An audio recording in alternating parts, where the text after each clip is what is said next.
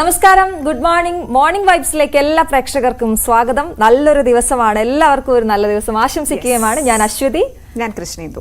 അപ്പൊ നമുക്കിന്ന് തുടങ്ങാം അല്ലെ കൃഷ്ണേന്ദു? അപ്പൊ ഒരുപാട് വാർത്തകളുണ്ട്. നമ്മുടെ ഓരോ ദിവസവും ഓരോ വെളിപ്പെടുത്തലുകൾ ഇങ്ങനെ ഹേമ കമ്മിറ്റി റിപ്പോർട്ടിന്മേൽ വന്നുകൊണ്ടിരിക്കുന്നു. അത് തന്നെയാണ് ഏറ്റവും പ്രധാനമാകുന്നതും. ഓരോ സ്ത്രീകളും അവർ അനുഭവിച്ച ദുരനുഭവങ്ങൾ ഇപ്പോൾ പങ്കുവയ്ക്കാൻ തയ്യാറായി, അല്ലെങ്കിൽ അവർക്ക് ധൈര്യം ലഭിച്ച് മുന്നോട്ട് വരുന്നത് പോലെ പലപ്പോഴും നമുക്ക് തോന്നുന്നുണ്ട്.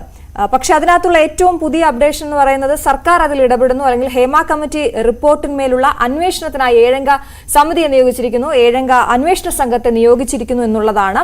അത് വളരെ പ്രധാനപ്പെട്ട കാര്യമാണ്, ഗൗരവമുള്ള കാര്യമാണ്. ഇനി എങ്ങനെ അന്വേഷണം മുന്നോട്ട് പോകുന്നു എന്നൊക്കെയുള്ള വലിയ ചോദ്യമുണ്ട്. അതവിടെ നിൽക്കട്ടെ. അത്തരത്തിൽ ഹേമ കമ്മിറ്റിയുമായി ബന്ധപ്പെട്ട വാർത്തകൾ ഇന്ന് വരാൻ സാധ്യതയുണ്ട്. അമ്മ എക്സിക്യൂട്ടീവ് നാളെ ചേരുന്നുണ്ട്. അപ്പം അമ്മ മിണ്ടുന്നില്ല, അതെ, അമ്മ മിണ്ടുന്നില്ല എന്ന് നമ്മൾ പറയുന്നതിന് നാളെ എന്തെങ്കിലും മിണ്ടുമോ എന്ന് നമുക്കൊന്ന് നോക്കാം.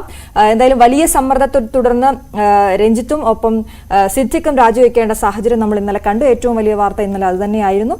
അതുകൊണ്ട് ഇനിയും തുടർ നീക്കങ്ങൾ നമ്മൾ അതുമായി ബന്ധപ്പെട്ട് പരിശോധിക്കേണ്ടത്. മറ്റെന്തൊക്കെയാണ് ഇന്നത്തെ? ഇന്ന് ശ്രീകൃഷ്ണ ജയന്തിയാണ്. പല ക്ഷേത്രങ്ങളിലും അത് സംബന്ധിച്ചിടത്തോളം പല പരിപാടികളും നടക്കുന്നുണ്ട്. ഇന്നലെയൊക്കെ വഴിയിൽ ഇങ്ങനെ കാണാറുണ്ട് ഉറിയടി കുഞ്ഞുകൃഷ്ണന്മാരും രാധമാരും. അങ്ങനെ വേണ്ട ഒരു വലിയ രീതിയിലല്ലെങ്കിലും ചെറിയ ചെറിയ ആഘോഷങ്ങൾ പലയിടത്തായിട്ട് നടക്കുന്നുണ്ട്. അതിന്റെ വിശേഷങ്ങളുണ്ട്. ഗുരുവായൂർ ക്ഷേത്രത്തിൽ ഇന്ന് ഭയങ്കര വിശേഷ ദിവസമാണ്. അപ്പൊ അവിടെ നിന്നുള്ള തത്സമയ ദൃശ്യങ്ങളും പ്രേക്ഷകരിലേക്ക് നമ്മൾ എത്തിക്കും. നിരവധി ആളുകൾ അങ്ങോട്ടേക്ക് എത്തുന്നുണ്ട്. ഒപ്പം ഇന്ന് പ്രധാനമായും ഉള്ളത് ആസാമി പെൺകുട്ടി, ഇവിടുന്ന് കാണാതെ പോയ ആസാമി പെൺകുട്ടിയെ ഇന്ന് കോടതിയിൽ ഹാജരാക്കും. അപ്പോൾ അമ്മയ്ക്കും അച്ഛനും ഒപ്പം വിടണോ അതോ ശിശുക്ഷേമ സമിതിയിൽ തന്നെ തുടരണോ എന്നൊക്കെയുള്ള കാര്യത്തിൽ ഇന്ന് തീരുമാനമാവുകയും ചെയ്യും. അന്താരാഷ്ട്ര തലത്തിലും 1-2 വിശേഷങ്ങളുണ്ട്. ഓക്കെ, അപ്പൊ അതിന്റെ വിശദാംശങ്ങളിലേക്ക് കൂടി നമുക്ക് പോകാം. ആദ്യം നമുക്ക് ഒരിക്കൽ കൂടി എല്ലാവരെയും സ്വാഗതം ചെയ്തുകൊണ്ട് ഹേമ കമ്മിറ്റി റിപ്പോർട്ടുമായി ബന്ധപ്പെട്ട വാർത്തയിലേക്ക് തന്നെ പോകാം. സിനിമാ മേഖലയിലെ ലൈംഗിക ആരോപണം അന്വേഷിക്കാൻ രൂപീകരിച്ച പ്രത്യേക സംഘത്തിന്റെ ആദ്യ യോഗം നാളെയാണ്. സംവിധായകൻ രഞ്ജിത്ത്, നടൻ സിദ്ദിഖ് എന്നിവർക്കെതിരെ ഉയർന്ന ആരോപണങ്ങൾ സംഘം പരിശോധിക്കും. ആരോപണം ഉന്നയിച്ചവരിൽ നിന്നും അന്വേഷണ സംഘം വിശദാംശങ്ങൾ തേടും. IG സ്പർജൻ കുമാറിന്റെ നേതൃത്വത്തിലാണ് അന്വേഷണ സംഘം. അന്വേഷണ സംഘത്തിന് മൊഴി നൽകുന്നത് ആലോചിച്ച് തീരുമാനിക്കുമെന്ന് നടി രേവതി സമ്പത്ത് പറയുന്നുണ്ട്. അതിനിടെ അമ്മയുടെ എക്സിക്യൂട്ടീവ് യോഗം നാളെ കൊച്ചിയിൽ ചേരും. ആരോപണത്തെ തുടർന്ന് ജനറൽ സെക്രട്ടറി സ്ഥാനം രാജിവെച്ച സിദ്ദിഖ് ഊട്ടിയിലെ ഷൂട്ടിംഗ് ലൊക്കേഷനിൽ നിന്ന് ഇന്ന് മടങ്ങിയെത്തിയേക്കും. കുറ്റാരോപിതരിൽ രാജിവെക്കുന്നത് നിഷ്പക്ഷമായ അന്വേഷണത്തിന് ആവശ്യമെന്നായിരുന്നു നടൻ ടൊവിനോ തോമസിന്റെ പ്രതികരണം. നിങ്ങൾക്കുള്ള എല്ലാ ആവശ്യങ്ങളും എനിക്കുണ്ട്. അങ്ങനത്തെ കാര്യങ്ങളിൽ തീർച്ചയായിട്ടും തെറ്റ് ചെയ്തവർ ശിക്ഷിക്കപ്പെടണം.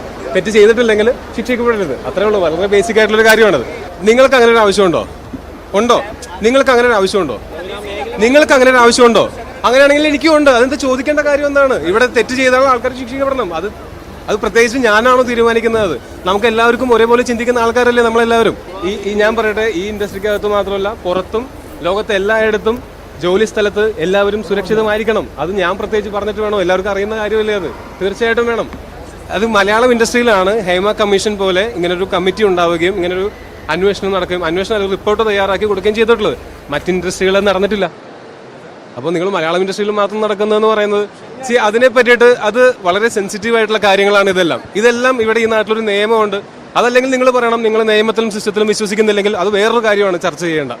അപ്പോൾ നമുക്ക് തൽക്കാലം നിയമത്തിലും അതിന്റെ മറ്റ് സംവിധാനങ്ങളിലും ഈ സിസ്റ്റത്തിലും വിശ്വസിച്ച് ഇതിന് ഏറ്റവും നീതി നടപ്പാകും എന്ന് വിശ്വസിക്കുക. അതല്ലാതെ നമുക്ക് എന്ത് ചെയ്യാൻ പറ്റും? അതല്ല, നിങ്ങൾക്ക് നീതി നടപ്പാവില്ല എന്ന് തോന്നുകയാണെങ്കിൽ നിങ്ങൾ സിസ്റ്റത്തിനെ ചോദ്യം ചെയ്യുകയാണ്. അത് ഡിസ്കസ് ചെയ്യപ്പെടേണ്ട വലിയൊരു വിഷയമാണ്. വേറെ എന്ത് ചെയ്യണമെന്നാണ് നിങ്ങൾ പറയുന്നത്? ആൾക്കൂട്ടം വിചാരണ ചെയ്യണമെന്നാണോ? മാധ്യമ വിചാരണ ചെയ്യണമെന്നാണോ? അതിനല്ലേ ഇവിടെ നിയമവും ഗവൺമെന്റും സിസ്റ്റവും ഒക്കെ ഉള്ളത്. അത് അങ്ങനെ തന്നെ നടക്കണം. അത് നിങ്ങളെ പോലെ തന്നെ ഞാനും ആഗ്രഹിക്കുന്ന കാര്യമാണ്. മാറ്റം അനിവാര്യമാവേണ്ടത് നിങ്ങളിത് TRPക്ക് വേണ്ടിയിട്ടല്ലാതെ ആത്മാർത്ഥമായിട്ട് ഇതിൽ ബുദ്ധിമുട്ട് അനുഭവിക്കുന്നവർക്ക് വേണ്ടി നിങ്ങൾ നിലകൊള്ളണം എന്നുള്ളത് മാത്രമാണ് ഇതിനകത്തുള്ള ഏറ്റവും പ്രധാനപ്പെട്ട മാറ്റം. ഇത് സിനിമയ്ക്കകത്ത് മാത്രം നടക്കുന്ന കാര്യമാണെന്ന് നിങ്ങൾ പറയുന്ന സമയത്ത് അതല്ലെന്നും മാധ്യമ സ്ഥാപനങ്ങൾ നടന്നിട്ടുള്ള കാര്യങ്ങൾ എനിക്ക് കൃത്യമായിട്ട് അറിയാം, നിങ്ങൾക്കും കൃത്യമായിട്ട് അറിയാം. അപ്പോൾ ഇത് ഏതെങ്കിലും ഒരു ഇൻഡസ്ട്രിയിലോ അല്ലെങ്കിൽ ഒരു ജോലി സ്ഥലത്തോ മാത്രമല്ല ഇങ്ങനെ ഒരു മാറ്റം വേണ്ടത്. ഇങ്ങനെയുള്ള മാറ്റം ലോകത്തെ എല്ലായിടത്തും എല്ലാ ജോലി സ്ഥലത്തും സ്ത്രീകളാണെങ്കിലും കുട്ടികളാണെങ്കിലും പുരുഷന്മാരാണെങ്കിലും മുതിർന്നവരാണെങ്കിലും ആരാണെങ്കിലും അവർ ജോലി സ്ഥലത്ത് സുരക്ഷിതരായിരിക്കണം. എന്തായാലും ഹേമ കമ്മിറ്റി റിപ്പോർട്ടും അതിന്റെ തുടർച്ചയും അതുതന്നെയാകും ഇന്നും ഏറ്റവും പ്രധാനപ്പെട്ട വാർത്തയായി നിൽക്കുക. നമുക്കൊപ്പം ഡാൻ കുര്യനും ആജ്ഞ രവീന്ദ്രനും ചേരുന്നു. ആദ്യം ഡാനിലേക്ക്. Dan, very good morning. ഇന്നലെ രണ്ടുപേരുടെ രാജി അത് വളരെ പ്രധാനപ്പെട്ട വാർത്തയായി നിന്നു. ഇന്നിപ്പോൾ അതിലെ സർക്കാരിന്റെ ഇടപെടൽ അത് തന്നെയാകും ശ്രദ്ധാകേന്ദ്രമാകുന്നത്. സിനിമാ മേഖലയിലെ ഈ ലൈംഗിക ആരോപണം അന്വേഷിക്കാൻ രൂപീകരിച്ച പ്രത്യേക സംഘത്തിന്റെ ആദ്യ യോഗം നാളെ ചേരുകയാണ്. 7 അംഗ സംഘത്തെയാണ് നിയോഗിച്ചിരിക്കുന്നത്. ഏത് രീതിയിലായിരിക്കും തുടക്കം? ഈ പരാതിയുമായി പരസ്യമായി വന്നവർ തന്നെ ആയിരിക്കുമോ അവർക്ക് മൊഴി കൊടുക്കുക? എന്തൊക്കെയാണ് വിവരങ്ങൾ?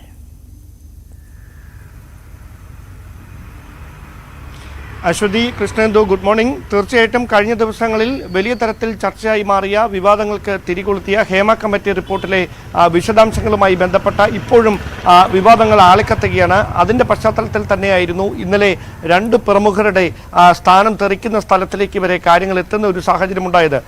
അതിനിടയിലാണ് സർക്കാരിന്റെ ഭാഗത്തു നിന്ന് അടിയന്തരമായ ഒരു ഇടപെടൽ. IPS ഉദ്യോഗസ്ഥർ അടങ്ങുന്ന തിരുവനന്തപുരം സിറ്റി പോലീസ് കമ്മീഷണറും IG-യുമായ G. സ്പർജൻ കുമാർ, അതോടൊപ്പം തിരുവനന്തപുരം റേഞ്ചിന്റെ ചുമതലയുള്ള DIG അജിത ബീഗം ഉൾപ്പെടെയുള്ള ഉന്നത പോലീസ് ഉദ്യോഗസ്ഥർ അടങ്ങുന്ന ഒരു 7 അംഗ സമിതിക്ക് രൂപം നൽകിയിരിക്കുന്നത്. അവരുടെ അന്വേഷണത്തിന് മേൽനോട്ടം വഹിക്കുന്നത് ക്രൈംബ്രാഞ്ചിന്റെ ADGP H. വെങ്കടേഷ് ആയിരിക്കും. സ്വാഭാവികമായി കുറ്റാന്വേഷണ മികവ് തെളിയിച്ച വനിതാ IPS ഉദ്യോഗസ്ഥർ ഉൾപ്പെടെയുള്ളവർ ഈ 7 അംഗ സംഘത്തിലുണ്ട്.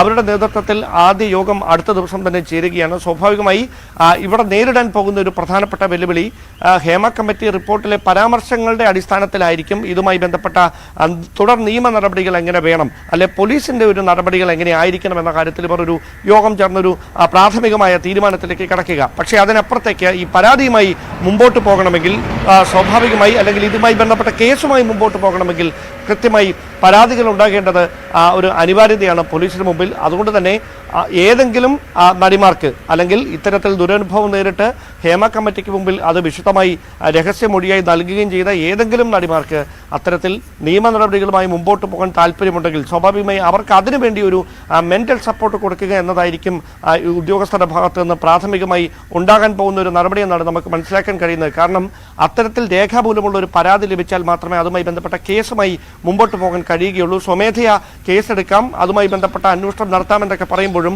അതിൽ ആധികാരികത ഉണ്ടാകുക, കൃത്യമായി ഇതുമായി ബന്ധപ്പെട്ട ദുരനുഭവം നേരിട്ട നടിമാർ ആ അനുഭവങ്ങൾ ഉദ്യോഗസ്ഥർക്ക് മുമ്പിൽ വിശദീകരിക്കുന്ന ഒരു സാഹചര്യം വരുമ്പോൾ മാത്രമായിരിക്കും. അതുകൊണ്ട് തന്നെയാണ് വനിതാ IPS ഉദ്യോഗസ്ഥരെ അടക്കം ഈ അന്വേഷണ സംഘത്തിന്റെ ഭാഗമാക്കിയിരിക്കുന്നതും. ഒരു കാര്യം ഉറപ്പാണ്, സർക്കാർ വളരെ പ്രതിരോധത്തിലാകുന്ന ഒരു സാഹചര്യത്തിലേക്ക് കഴിഞ്ഞ ദിവസങ്ങളിൽ ഈ കാര്യങ്ങൾ കൊണ്ടുചെന്ന് എത്തിച്ചിരുന്നു. അതുകൊണ്ട് തന്നെയാണ് ഈ പരാതി വരാൻ കാത്തിരിക്കാതെ ഇത് സംബന്ധിച്ച തുടർ നീക്കങ്ങൾക്ക് വേണ്ടി ഒരു ഉന്നത ഉദ്യോഗസ്ഥരുടെ സംഘത്തെ നിയോഗിക്കാൻ തന്നെ തീരുമാനിച്ചതെന്നാണ് നമുക്ക് ആഭ്യന്തര വകുപ്പുമായി ബന്ധപ്പെട്ടൊക്കെ ലഭ്യമാകുന്ന സൂചനകൾ. എന്തായാലും ഈ ഇപ്പോൾ രഞ്ജിത്തിനെതിരെയും നടൻ സിദ്ദിഖിനെതിരെയും അമ്മയുടെ ജനറൽ സെക്രട്ടറി കൂടിയായിരുന്ന സിദ്ദിഖിനെതിരെയും ഉയർന്ന ആരോപണങ്ങൾ ചെറുതല്ല. വലിയ തരത്തിലുള്ള ആരോപണങ്ങളാണ് സിദ്ദിഖിനെതിരെ ഉയർന്നത്. സ്വാഭാവികമായി മറ്റ് ചില താരങ്ങൾക്കെതിരെ കൂടി ഇതേ ഈ യുവനടി ഈ പരാതിയുമായി രംഗത്തെത്തുന്ന ഒരു പശ്ചാത്തലമുണ്ടായിരുന്നു. സ്വാഭാവികമായി തുടർ നീക്കങ്ങളിൽ അവർക്കെതിരെ കൂടി ഒരു നിയമ നടപടികളിലേക്ക് നീങ്ങാൻ പോലീസിന്റെ ഭാഗത്തുനിന്നൊരു നീക്കം ഉണ്ടാകുമോ, അതടക്കം ആകാംക്ഷ ഉണർത്തുന്ന കാര്യമാണ്.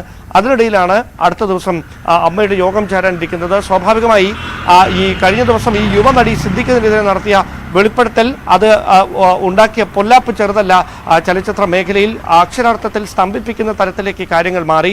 കാരണം അങ്ങനെയൊന്നില്ല, ഇത് ഊഹാപോഹങ്ങൾ മാത്രമാണ്, അത് വളച്ചൊടിക്കാനുള്ള ശ്രമമാണ് മാധ്യമങ്ങളുടെ ഭാഗത്ത് നടക്കുന്നതെന്നൊക്കെ പറഞ്ഞ് മുഖം രക്ഷിക്കാനായി നീക്കം നടത്തിയിരുന്ന താരങ്ങൾക്ക് ഒരു യുവനടി തന്നെ രംഗത്ത് വന്ന് അമ്മയുടെ ജനറൽ സെക്രട്ടറിക്കെതിരെ, അതായത് ഈ സംഘടനയെ പൊതുവിൽ പ്രതിരോധിക്കേണ്ട അമ്മയുടെ ജനറൽ സെക്രട്ടറിക്കെതിരെ തന്നെ അതിരൂക്ഷമായ ആരോപണം ഉന്നയിച്ചപ്പോൾ ആ മേഖല തന്നെ സ്തംഭിക്കുന്ന ഒരു സാഹചര്യത്തിലേക്ക് കാര്യങ്ങൾ എത്തുകയായിരുന്നു.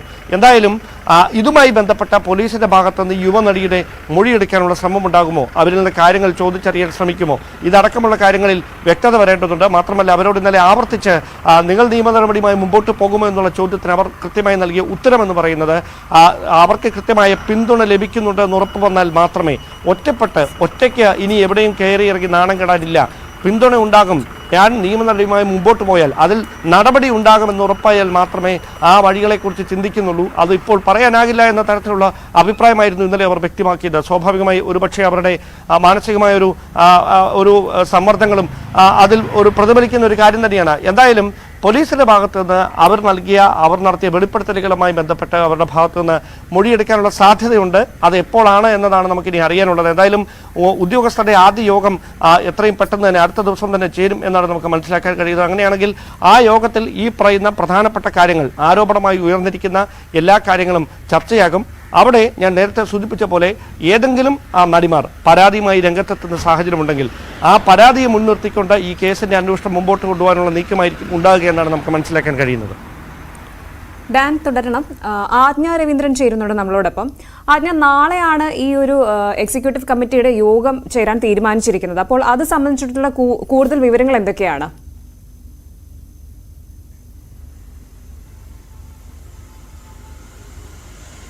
കൃഷ്ണേന്ദു, നാളെയോ മറ്റന്നാളോ ആണ് അമ്മയുടെ എക്സിക്യൂട്ടീവ് യോഗം ചേരുമെന്നുള്ള തീരുമാനം അറിയിച്ചിരിക്കുന്നത്. കഴിഞ്ഞ ദിവസം ഇന്നലെ അമ്മയുടെ ജനറൽ സെക്രട്ടറി സിദ്ദിഖ് ആ സ്ഥാനത്തു നിന്നും രാജിവെച്ച കത്ത് അമ്മയുടെ പ്രസിഡന്റ് മോഹൻലാലിന് കൈമാറിയിരുന്നു. അതിലെ ഉള്ളടക്കം ഇങ്ങനെയാണ്: എനിക്കെതിരെ ലൈംഗിക ആരോപണം, എനിക്കെതിരെയുള്ള ആരോപണത്തിൽ ഞാൻ ഈ സ്ഥാനത്ത് തുടരുന്നത് ശരിയല്ല, അതുകൊണ്ട് തന്നെ സ്വമേധയാ അമ്മയുടെ ജനറൽ സെക്രട്ടറി സ്ഥാനം ഞാൻ ഒഴിയുകയാണ് എന്ന് കാണിച്ചുകൊണ്ടാണ് അമ്മ പ്രസിഡന്റിന് സിദ്ദിഖ് രാജിക്കത്ത് നൽകിയിട്ടുള്ളത്. എന്തായാലും സിദ്ദിഖ് ഊട്ടിയിൽ നടക്കുന്ന ദിലീപിന്റെ ചിത്രത്തിന്റെ ഷൂട്ടിംഗ് സെറ്റിൽ നിന്നും ഇന്ന് കേരളത്തിൽ കൊച്ചിയിലെത്തുമെന്നാണ് മനസ്സിലാക്കുന്നത്. പക്ഷേ കൂടുതൽ പ്രതികരണങ്ങൾക്ക് സാധ്യത ഉണ്ടാകുമോ എന്നുള്ള കാര്യം സംശയമാണ്.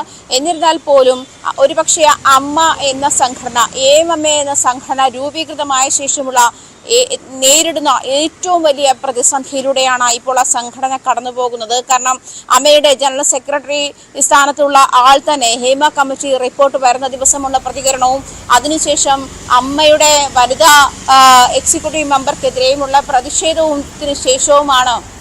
അതേസമയം അമ്മയുടെ ജനറൽ സെക്രട്ടറി അങ്ങേയറ്റം നിസ്സംഗഭാവത്തോടെ ആ റിപ്പോർട്ടിനെ കണ്ടപ്പോഴും, അല്ലെങ്കിൽ അതിനെ ഒരു വലിയ സീരിയസ് ഇഷ്യൂ ആയിട്ട് കണക്കാക്കേണ്ട ഒറ്റപ്പെട്ട സംഭവങ്ങൾ മാത്രമാണ് എന്ന് പറയുന്ന സാഹചര്യത്തിൽ പോലും ഇപ്പുറത്ത് അമ്മയുടെ വൈസ് പ്രസിഡന്റ് ജഗദീഷ് അത് ആരാണ് കുറ്റക്കാരെങ്കിൽ അവർ അഗ്നിശുദ്ധി വരുത്തട്ടെ എന്നുള്ള തരത്തിലുള്ള പ്രതികരണവും നടത്തി. അങ്ങനെ വിപരീത പ്രതികരണങ്ങൾ, വിഭിന്ന പ്രതികരണങ്ങളായിരുന്നു അമ്മയുടെ തലപ്പത്തുള്ളവരുടെ ഭാഗത്തു നിന്നും ഉണ്ടായിരുന്നത്.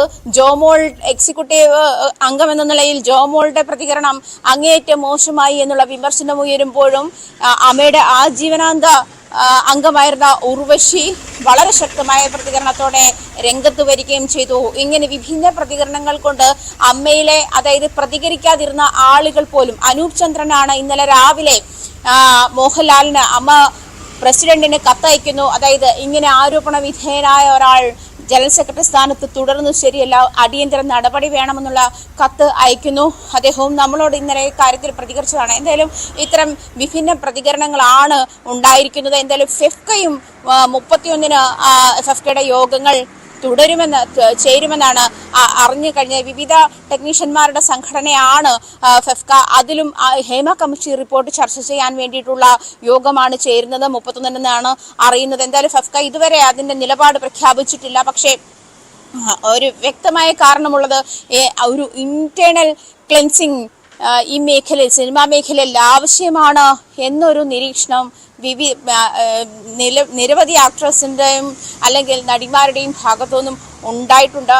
എന്തായാലും വരും ദിവസങ്ങളിലും ഈ അമ്മ ഈ വിഷയം ചർച്ച ചെയ്യുന്ന, അല്ലെങ്കിൽ ഈ പറഞ്ഞതുപോലെ കൂടുതൽ ആളുകൾക്കെതിരെ, ഇന്നലെ രഞ്ജിത്തും സിദ്ദിഖും രാജിവെച്ച ഒരു സാഹചര്യത്തിൽ കൂടുതൽ ആളുകൾക്കെതിരെ ഇത്തരത്തിലുള്ള ആരോപണങ്ങളും, അതായത് ഹേമ കമ്മിറ്റി റിപ്പോർട്ട് നിർദ്ദേശിച്ചിട്ടുള്ള ആരോപണങ്ങളുമായി മുന്നോട്ട് വരും എന്നുള്ള ഒരു പ്രതീക്ഷയും എന്നൊരു ആശങ്കയും അമ്മയ്ക്കുണ്ട് എന്നാണ് മനസ്സിലാക്കാൻ കഴിയുന്നത്. ഒരു പക്ഷേ കഴിഞ്ഞ ദിവസം മുകേഷിനെതിരെ ആരോപണം ഉണ്ടാകുന്നു, അദ്ദേഹം അത് നിഷേധിക്കുന്നു. അതുപോലെ തന്നെ സിദ്ദിഖിനെതിരെ ഉണ്ടായ ആരോപണം, സിദ്ദിഖിനെ സിനിമയിൽ നിന്ന് വിലക്കണമെന്ന് രേവതി സമ്പത്ത് ആവശ്യപ്പെടുന്നു. അങ്ങനത്തെയുള്ള സാഹചര്യങ്ങളിലൂടെയൊക്കെ കടന്നു പോകുമ്പോൾ അമ്മ ഇതുവരെ അതിൻ്റെ സംഘടന രൂപീകൃതമായതിനു ശേഷം നേരിട്ട ഏറ്റവും വലിയ പ്രതിസന്ധിയിലൂടെ തന്നെയാണ് കടന്നു പോകുന്നത്. കാരണം ഇത്രയും അതായത് റിപ്പോർട്ട് പുറത്തു വരുമ്പോൾ അമ്മ നമുക്കറിയാം അമ്മയുടെ പ്രതികരണം എങ്ങനെയായിരുന്നു എന്നറിയാം. ഒരാഴ്ച കഴിഞ്ഞ് പ്രതികരിക്കാം, അതല്ലെങ്കിൽ ഈ പറഞ്ഞതുപോലെ അടുത്ത ദിവസങ്ങളിൽ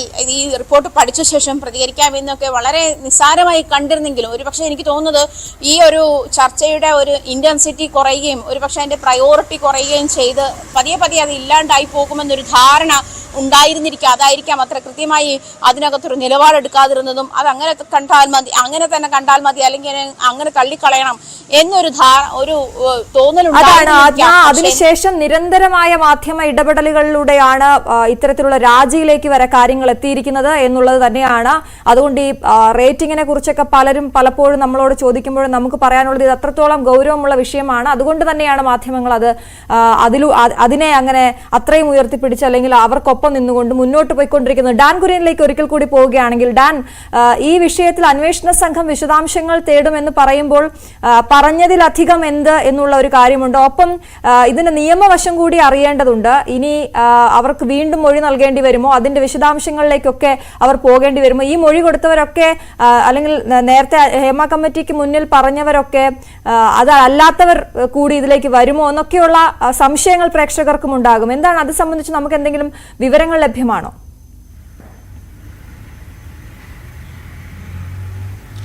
ജുഡീഷ്യൽ സ്വഭാവത്തിലുള്ള ഒരു റിപ്പോർട്ടല്ല ജസ്റ്റിസ് ഹേമ നൽകിയിരിക്കുന്നത്. അതാണ് ഇതിൽ ഏറ്റവും പ്രധാനപ്പെട്ട കാര്യം. അതൊരു കമ്മിറ്റിയുടെ റിപ്പോർട്ടാണ്, അതൊരു കമ്മീഷൻ റിപ്പോർട്ടല്ല. സ്വാഭാവികമായി കമ്മീഷൻ റിപ്പോർട്ട് വരുമ്പോൾ പോലും കൃത്യമായി ഉദ്യോഗസ്ഥ സംഘത്തെ നിയോഗിച്ച് അതിൻ്റെ വിശദാംശങ്ങൾ പഠിച്ചതിന് ശേഷം മാത്രമായിരിക്കും തുടർ നിയമ നടപടികളിലേക്കൊക്കെ കടക്കുക. മുൻ സാഹചര്യങ്ങളൊക്കെ അങ്ങനെയാണ്. ഇതൊരു കമ്മിറ്റിയുടെ റിപ്പോർട്ടാണ് സമർപ്പിച്ചിരിക്കുന്നത്. അതിൽ ജസ്റ്റിസ് ഹേമയ്ക്ക് പുറമെ മറ്റ് 2 പേർ കൂടിയുണ്ട്. അപ്പോൾ സ്വാഭാവികമായി അവർ ചലച്ചിത്ര രംഗവുമായി ബന്ധമുള്ളവരുണ്ട്, IAS ഉദ്യോഗസ്ഥരുണ്ട്. അപ്പോൾ അങ്ങനെ വരുമ്പോൾ ഞാൻ പറഞ്ഞത് കൃത്യമായി റിപ്പോർട്ടിൻ്റെ മാത്രം അടിസ്ഥാനത്തിൽ ഒരു തുടർ നീക്കത്തിലേക്ക് കടക്കുക എന്ന് പറയുന്നത് എത്ര കണ്ട് പ്രായോഗികമാണ് എന്ന കാര്യത്തിൽ സംശയമുണ്ട്. അതുകൊണ്ട് തന്നെയായിരിക്കും ഞാൻ ആദ്യം സൂചിപ്പിച്ചതുപോലെ പരാതി ഉന്നയിച്ചിട്ടില്ല, അല്ലെങ്കിൽ ജസ്റ്റിസ് ഹേമയ്ക്ക് മുമ്പിൽ രഹസ്യമായി വെളിപ്പെടുത്തലുകൾ നടത്തിയ, അവർ നേരിട്ട ദുരനുഭവങ്ങളെക്കുറിച്ച് സംസാരിച്ച ഈ 51 നടിമാരിൽ ആരെങ്കിലും പരാതിയുമായി, രേഖാമൂലം പരാതിയുമായി അന്വേഷണ സംഘത്തിന് മുമ്പിൽ വരുന്നുണ്ടെങ്കിൽ അത് തന്നെയായിരിക്കും ഈ വിവാദങ്ങളിൽ ഏറ്റവും നിർണായകമാകാൻ പോകുന്നത്. സ്വാഭാവികമായി എടുത്തു പറയേണ്ടുന്ന കാര്യം, അമ്മയുടെ ജനറൽ സെക്രട്ടറി സ്ഥാനത്ത് നിന്ന് സിദ്ദിഖിനെ മാറ്റാൻ അല്ലെങ്കിൽ സിദ്ദിഖ് രാജിവെക്കാൻ ഇടയാക്കിയ വിവാദ വെളിപ്പെടുത്തൽ നടത്തിയ, അദ്ദേഹത്തിനെതിരെ ഗുരുതരമായ ആരോപണങ്ങൾ ഉന്നയിച്ച യുവനടി അമ്മയുടെ മുമ്പിൽ അല്ലെങ്കിൽ ഹേമ കമ്മിറ്റിക്ക് മുമ്പിൽ ഇതുമായി ബന്ധപ്പെട്ട പരാതിയൊന്നും നൽകിയിരുന്നില്ല. അവർ നേരിട്ട ദുരനുഭവം വർഷങ്ങൾക്ക് മുമ്പ് സമൂഹ മാധ്യമങ്ങളിലൂടെ വ്യക്തമാക്കിയതാണ്. അന്ന് അവർക്കെതിരെ വലിയ തരത്തിലുള്ള സൈബർ ആക്രമണം ഉണ്ടായി എന്ന് കഴിഞ്ഞ ദിവസം വരെ ആവർത്തിക്കുന്ന സാഹചര്യം. അതിന് പിന്നാലെ ഈ വിവാദങ്ങൾ തുടങ്ങുന്ന സമയത്താണ് ഈ യുവനടി വീണ്ടും വെളിപ്പെടുത്തലുകളുമായി രംഗത്തെത്തുന്നത്. അത് സിദ്ദിഖിനെതിരെ വലിയ തരത്തിൽ ആക്ഷേപങ്ങൾക്ക് വഴിവെക്കുകയും ഒടുവിൽ അമ്മയുടെ ജനറൽ സെക്രട്ടറി സ്ഥാനത്ത് നിന്ന് മാറാൻ നിർബന്ധനാകുകയും ചെയ്യുന്ന സാഹചര്യമൊക്കെ ഉണ്ടായത്. അതിൽ എടുത്തു പറയേണ്ട കാര്യം, ഹേമ കമ്മിറ്റിക്ക് മുമ്പിൽ അവർ ഒരു തരത്തിലും അങ്ങനെ മൊഴി നൽകാൻ തയ്യാറായിട്ടില്ല. അതുകൊണ്ട് തന്നെ ഹേമ കമ്മിറ്റിക്ക് മൊഴി നൽകിയ ആളുകൾക്കപ്പുറത്തേക്ക് ഈ യുവനടി അടക്കമുള്ളവരുടെ ഭാഗത്തുനിന്ന് ഉണ്ടായിരിക്കുന്ന വെളിപ്പെടുത്തലുകളുടെ പശ്ചാത്തലത്തിൽ സ്വാഭാവികമായി ആ കാര്യങ്ങൾ കൂടി അന്വേഷണ പരിധിയിൽ വരും എന്ന കാര്യത്തിൽ സംശയമൊന്നും വേണ്ട. തുടർ നടപടികൾ എങ്ങനെയായിരിക്കണം എന്ന കാര്യത്തിൽ വ്യക്തത വരേണ്ടതുണ്ട്. ആ അവ്യക്തതകൾ മാറുന്നതിന് വേണ്ടിയാണ് ഉദ്യോഗസ്ഥരുടെ സംഘം അടുത്ത ദിവസം ആദ്യ യോഗം ചേരാൻ പോകുന്നത്. സ്വാഭാവികമായി അതിലെ നിയമവശങ്ങളെല്ലാം കൃത്യമായി പരിഗണിച്ചുകൊണ്ട് അതിൽ കൃത്യമായി ഏതൊക്കെ വകുപ്പുകൾ ചുമത്തിക്കൊണ്ട് കേസ് രജിസ്റ്റർ ചെയ്യാം എന്നതടക്കമുള്ള കാര്യങ്ങളിൽ വ്യക്തമായ ചർച്ചകൾ നടക്കും. അതോടൊപ്പം ഏറ്റവും പ്രധാനപ്പെട്ട കാര്യം, നിയമ സംവിധാനങ്ങൾ അവർക്ക് പിന്തുണ നൽകും, അല്ലെങ്കിൽ യാതൊരു തരത്തിലും അതിൽ അവിശ്വസിക്കേണ്ടതില്ല എന്ന് ഈ നടിമാർക്ക് ബോധ്യം നൽകിയാൽ അവർ നിയമപരമായ വഴികളിലേക്ക് നീങ്ങാൻ പോലീസിനെ ഇപ്പോൾ രൂപീകരിച്ചിരിക്കുന്ന അന്വേഷണ സംഘത്തിനൊപ്പം നിൽക്കുമോ എന്ന ഏറ്റവും പ്രസക്തമായ കാര്യമുണ്ട്. അവിടെയായിരിക്കും ഈ അന്വേഷണ ഉദ്യോഗസ്ഥർ ഈ യുവനടിയിൽ നിന്നടക്കം മൊഴിയെടുക്കാനുള്ള ശ്രമം നടത്തുമ്പോൾ അവരുടെ ഭാഗത്തു നിന്നുണ്ടാകുന്ന പ്രതികരണങ്ങൾ കൂടി ശ്രദ്ധേയമായി മാറാൻ പോകുന്നത്. ഡാൻ, അതുപോലെ തന്നെ സർക്കാർ സംരക്ഷണം നൽകാൻ അതായത് രഞ്ജിത്തിന് സർക്കാർ സംരക്ഷണം നൽകാൻ ശ്രമിക്കുന്നു എന്നൊരു ആരോപണം പരക്കെ ഉണ്ടായിരുന്നു. അപ്പോൾ അതിനെ ബേസ് ചെയ്ത് എന്തെങ്കിലും പ്രതികരണം നമുക്ക് ലഭിച്ചിട്ടുണ്ടോ?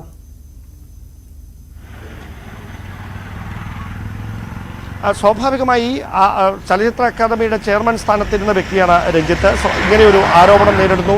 അതിൻ്റെ പിന്നാലെ രഞ്ജിത്തിനെതിരെ തിടുക്കത്തിൽ ഒരു നടപടിയെടുത്താൽ അത് തീർച്ചയായിട്ടും സർക്കാരിനെ വലിയ തരത്തിൽ പ്രതിസന്ധിയിലാക്കും എന്നൊരു സാഹചര്യം കണക്കിലെടുത്തുകൊണ്ടാണ് സാവകാശം മതി തുടർ നീക്കങ്ങൾ എന്ന ഒരു ധാരണയിലേക്ക് എത്തിയതെന്ന് വേണം നമുക്ക് മനസ്സിലാക്കാൻ. കാരണം അതും ഒരു പരാതി മാത്രമായിരുന്നു, അല്ലെങ്കിൽ ആരോപണം മാത്രമായിരുന്നു എന്നായിരുന്നു ആദ്യഘട്ടത്തിൽ സർക്കാർ തന്നെ പ്രതിരോധിച്ചുകൊണ്ടിരുന്നത്. അതിനപ്പുറത്തേക്ക് നിയമപരമായ വഴികളിലേക്കൊന്നും നീങ്ങാൻ ബംഗാളി നടി തയ്യാറായിരുന്നില്ല. അതുകൊണ്ട് തന്നെ അവർ പരാതിയുണ്ടെങ്കിൽ അത് നിയമവഴികളിലേക്ക് വരട്ടെ, എഴുതി നൽകട്ടെ എന്ന തരത്തിലുള്ള പ്രതികരണങ്ങളൊക്കെയായിരുന്നു വന്നുകൊണ്ടിരുന്നത്. ഒരുപക്ഷേ ഈ രഞ്ജിത്ത് രാജിവെക്കാൻ നിർബന്ധിതനായത് സിദ്ദിഖ് ഒരു മുഴം മുൻപേ രാജിവെച്ചത് കൊണ്ട് തന്നെയാണെന്നാണ് നമുക്ക് മനസ്സിലാക്കാൻ കഴിയുന്നത്. സിദ്ദിഖ് അങ്ങനെ രാജിവെച്ചില്ലായിരുന്നുവെങ്കിൽ ഒരുപക്ഷെ രഞ്ജിത്ത് ഇപ്പോഴും ആ സ്ഥാനത്തുണ്ടാകാനുള്ള സാധ്യത നമുക്ക് തള്ളിക്കളയാനാവില്ല. എന്തായാലും മുഖ്യമന്ത്രിയുടെ ഓഫീസിൽ നിന്ന് അദ്ദേഹത്തിൻ്റെ രാജി ആവശ്യപ്പെട്ടിരുന്നു എന്ന തരത്തിലുള്ള സൂചനകളൊക്കെ കഴിഞ്ഞ ദിവസം തന്നെ പുറത്തു വരുന്നുണ്ടായിരുന്നു. കാരണം ഇനിയും രഞ്ജിത്തിനെ സംരക്ഷിക്കുന്ന ഒരു നിലപാട് സ്വീകരിച്ചാൽ അത് സർക്കാരിന് മുഴുവൻ അവമതിപ്പായി മാറും എന്ന ഒരു വിലയിരുത്തൽ ആ പാർട്ടിക്കുള്ളിൽ നിന്ന് തന്നെ ഉയർന്നു.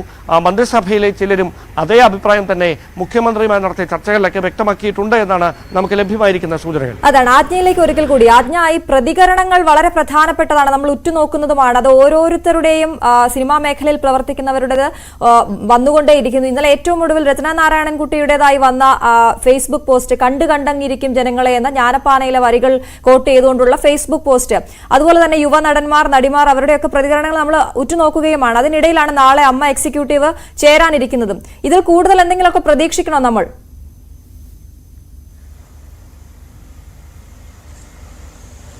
അശ്വതി, ഇതിനകത്ത് അശ്വതി ഇപ്പോൾ സൂചിപ്പിച്ചതുപോലെ ഇന്നലെ രചന നാരായണൻകുട്ടി ഇങ്ങനെ ഒരു പോസ്റ്റ് ഇടുന്നു, കണ്ടങ്ങിരിക്കും ജനങ്ങളെ, കണ്ടില്ലെന്നു വരുത്തുന്നതും ഭവാൻ.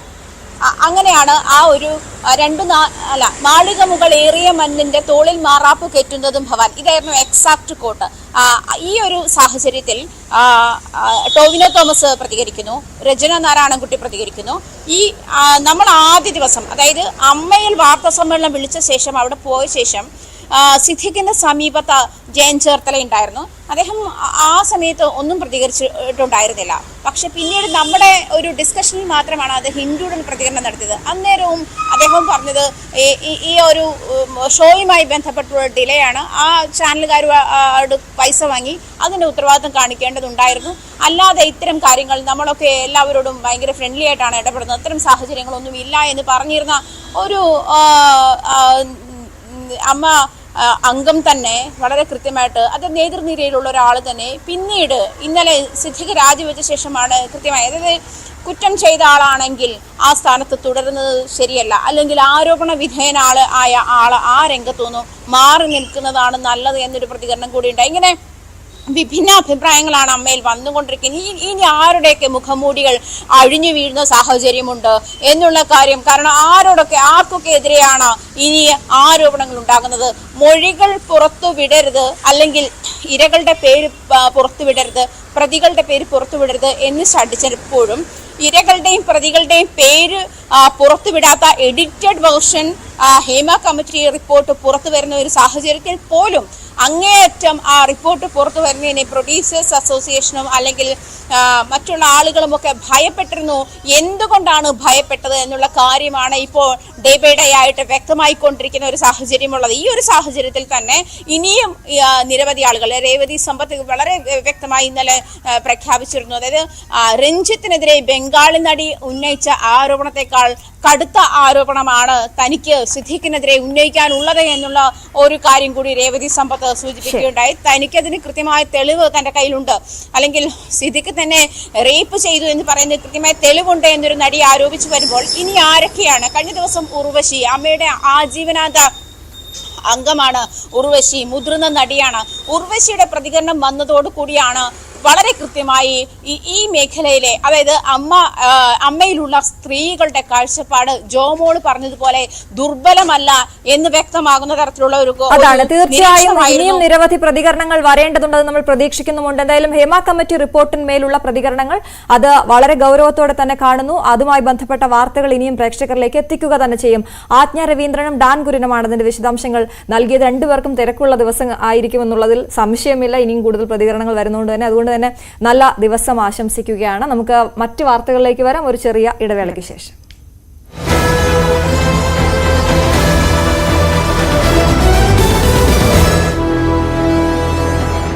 13-കാരിയുമായി തിരുവനന്തപുരത്തേക്ക് മടങ്ങിയെത്തിയിരിക്കുന്നത്. സ്വാഭാവികമായി ഈ കേസ്, ഈ കുട്ടിയെ കാണാതായ കേസ് രജിസ്റ്റർ ചെയ്തത് കഴക്കൂട്ടം സൈബർ സിറ്റി പോലീസ് സ്റ്റേഷനിലായിരുന്നു. അതുകൊണ്ട് തന്നെ ജൂറിസ്ഡിക്ഷനായി കടന്നു വരുന്നത് ആറ്റിങ്ങലായിരിക്കും. സ്വാഭാവികമായി ആറ്റിങ്ങൽ മജിസ്ട്രേറ്റിന് മുമ്പാകെ കുട്ടിയെ ഹാജരാക്കേണ്ടതുണ്ട്.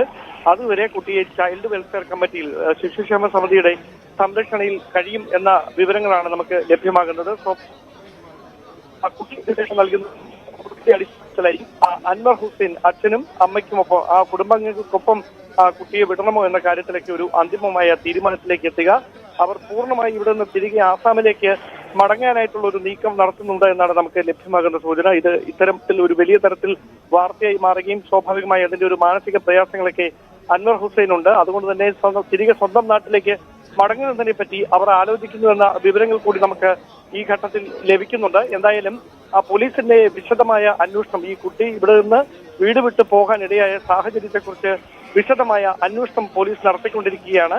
സ്വാഭാവികമായി കുട്ടി ഇനി നൽകുന്ന മൊഴിയുടെ അടിസ്ഥാനത്തിലായിരിക്കും ഈ മാതാപിതാക്കളെ സ്റ്റേഷനിൽ വിളിച്ചു വരുത്തി ചോദ്യം ചെയ്യുന്നതടക്കമുള്ള തുടർ നീക്കങ്ങൾ പോലീസിന്റെ ഭാഗത്തു നിന്ന് ഉണ്ടാകുക. എന്തായാലും നേരത്തെ സൂചിപ്പിച്ച പോലെ 37 മണിക്കൂർ കേരളത്തെ മുഴുവൻ അക്ഷരാർത്ഥത്തിൽ ആശങ്കയുടെ മുൾമുനയിൽ നിർത്തിയതിനു ശേഷമാണ് വിശാഖപട്ടണത്ത് നിന്ന് ഈ 13-കാരിയെ ട്രെയിനിൽ ക്ഷീണിച്ച അവസ്ഥനിലയിൽ ഉറങ്ങുന്ന അവസ്ഥയിൽ കണ്ടെത്തുന്ന സാഹചര്യം മലയാളി സമാജം പ്രവർത്തകരുടെയൊക്കെ നേതൃത്വത്തിൽ ഉണ്ടാകുന്നത്. സ്വാഭാവികമായി നമുക്കറിയാം, 13 വയസ്സ് മാത്രം പ്രായമുള്ള ഒരു പെൺകുട്ടി, കൈവശം 50 രൂപ മാത്രം, 1650 കിലോമീറ്ററുകൾക്കപ്പുറത്ത് 3 സംസ്ഥാനങ്ങൾ പിന്നിട്ട് വിശാഖപട്ടണം വരെ എങ്ങനെ തനിച്ച് പോയി എന്ന ചോദ്യം അത് എല്ലാവരെയും ഞെട്ടിച്ചു കളഞ്ഞിരുന്നു. കാരണം കന്യാകുമാരിക്ക് അപ്പുറത്തേക്ക് അല്ലെങ്കിൽ ഈ പാറശാലയ്ക്ക് അപ്പുറത്തേക്കൊന്നും ഈ കുട്ടി പോകാനുള്ള സാധ്യത ഇല്ല എന്നൊരു വിലയിരുത്തലായിരുന്നു ആദ്യം പരിശോധനകൾ വിവിധ റെയിൽവേ സ്റ്റേഷനുകൾ കേന്ദ്രീകരിച്ചുകൊണ്ട് നടന്നത്. പക്ഷേ അതിനൊക്കെ അപ്പുറത്തേക്ക് 3 സംസ്ഥാനങ്ങൾ പിന്നിട്ട് ഒടുവിൽ വിശാഖപട്ടണം വരെ ഈ കുട്ടി എത്തിയെന്ന് പറഞ്ഞത് അക്ഷരാർത്ഥത്തിൽ കേരളത്തെ മുഴുവൻ സ്തംഭിപ്പിച്ച ഒരു സംഭവമാണ്. അതുകൊണ്ട് തന്നെ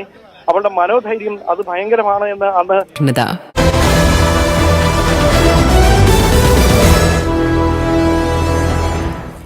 മോർണിംഗ് വൈബ്സിലേക്ക് വീണ്ടും നമുക്ക് കൃഷ്ണേന്ദു, യൂട്യൂബിൽ കുറെ കമന്റ്സ് വരുന്നുണ്ട്. ജസ്റ്റ് അതും കൂടി ഒന്ന് നമുക്ക് വായിച്ചു പോകാം. നമ്മളെ കണ്ടുകൊണ്ടിരിക്കുന്നവരാണല്ലോ. ബാമിനി മുരളി ഹലോ പറയുന്നുണ്ട്. ഹലോ, നല്ല ദിവസമായിരിക്കട്ടെ. ശ്രീകൃഷ്ണ ജയന്തിയൊക്കെ ആയിട്ട് എല്ലാവരും അവധി ദിവസം ആയതുകൊണ്ട് അതിൻ്റെ ഒരു മൂഡിലായിരിക്കും. ഒപ്പം അർജുൻ സി അനിൽ എന്ന പ്രേക്ഷകൻ പറയുന്നു, ഞാനൊരു ടെക്നിക്കൽ ഡയറക്ടറാണ്, റോള് വേണമെങ്കിൽ പറയുന്നത് എന്തും ചെയ്യണം എന്ന് ഹേമ കമ്മിറ്റി റിപ്പോർട്ടുമായി ബന്ധപ്പെട്ട ഒരു കമന്റാണ്. ഒപ്പം രഞ്ജിത്ത് BS പറയുന്നു, തെറ്റും ശിക്ഷയും ശരിയും സംരക്ഷണവും ഇതിലേതാണ് നമുക്ക് വേണ്ടത് എന്ന് നമുക്ക് തീരുമാനിക്കണം, പറയൂ എന്നാണ് അദ്ദേഹം പറഞ്ഞിരിക്കുന്നത്. ശ്രീകുമാർ കുമാരൻ പറയുന്നു, ശരിയെ സംരക്ഷിച്ച് തെറ്റ് കുറ്റമാണെന്ന് ബോധ്യപ്പെടുത്തി ശിക്ഷ നൽകണമെന്നാണ് അദ്ദേഹം പറയുന്നത്. ജൂലി പോൾ പറയുന്നു, ഗുഡ് മോർണിംഗ് എന്ന് പറയുന്നു. Very good morning. അപ്പൊ എന്തായാലും മറ്റു വാർത്തകൾ കൂടി നമുക്ക് ഈ സമയത്ത് പരിശോധിക്കേണ്ടതുണ്ട്. നമ്മളെയൊക്കെ മുൾമുനെ നിർത്തിയ ഒരു അസാമി പെൺകുട്ടി ഉണ്ടായിരുന്നു അല്ലെ കഴിഞ്ഞ ദിവസം.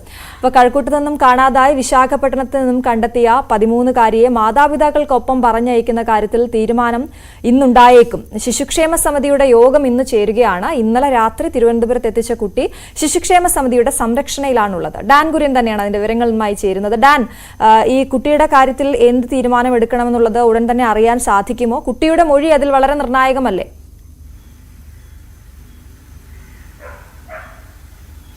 തീർച്ചയായിട്ടും ചൈൽഡ് വെൽഫെയർ കമ്മിറ്റിയുടെ ഷെൽട്ടർ ഹോമിൽ പൂജപ്പുരയിലാണ് ഇപ്പോൾ ഈ 13-കാരി ഉള്ളത്.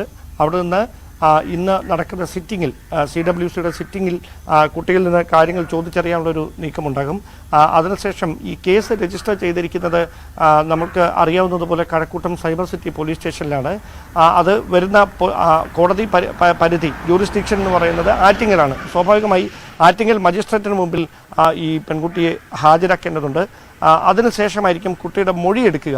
ആ മൊഴി ഇന്ന് ശിശുക്ഷേമ സമിതിയിലും അവിടെ ഈ കുഞ്ഞുമായി നടത്തുന്ന സംസാരത്തിൽ അവർ നടത്തുന്ന മൊഴി കൂടി കണക്കിലെടുത്തുകൊണ്ടായിരിക്കും മാതാപിതാക്കൾക്കൊപ്പം വിടണമോ എന്ന കാര്യത്തിൽ അന്തിമമായ ധാരണയിലെത്തിക്കുക. ആ പെൺകുട്ടിക്ക് തിരികെ സ്വന്തം നാട്ടിലേക്ക്, ജന്മനാടായ ആസാമിലേക്ക് പോകണമെന്ന ആഗ്രഹം അതിയായിട്ടുണ്ട് എന്നാണ് ഉദ്യോഗസ്ഥരൊക്കെ നമ്മളോട് പറയുന്നത്.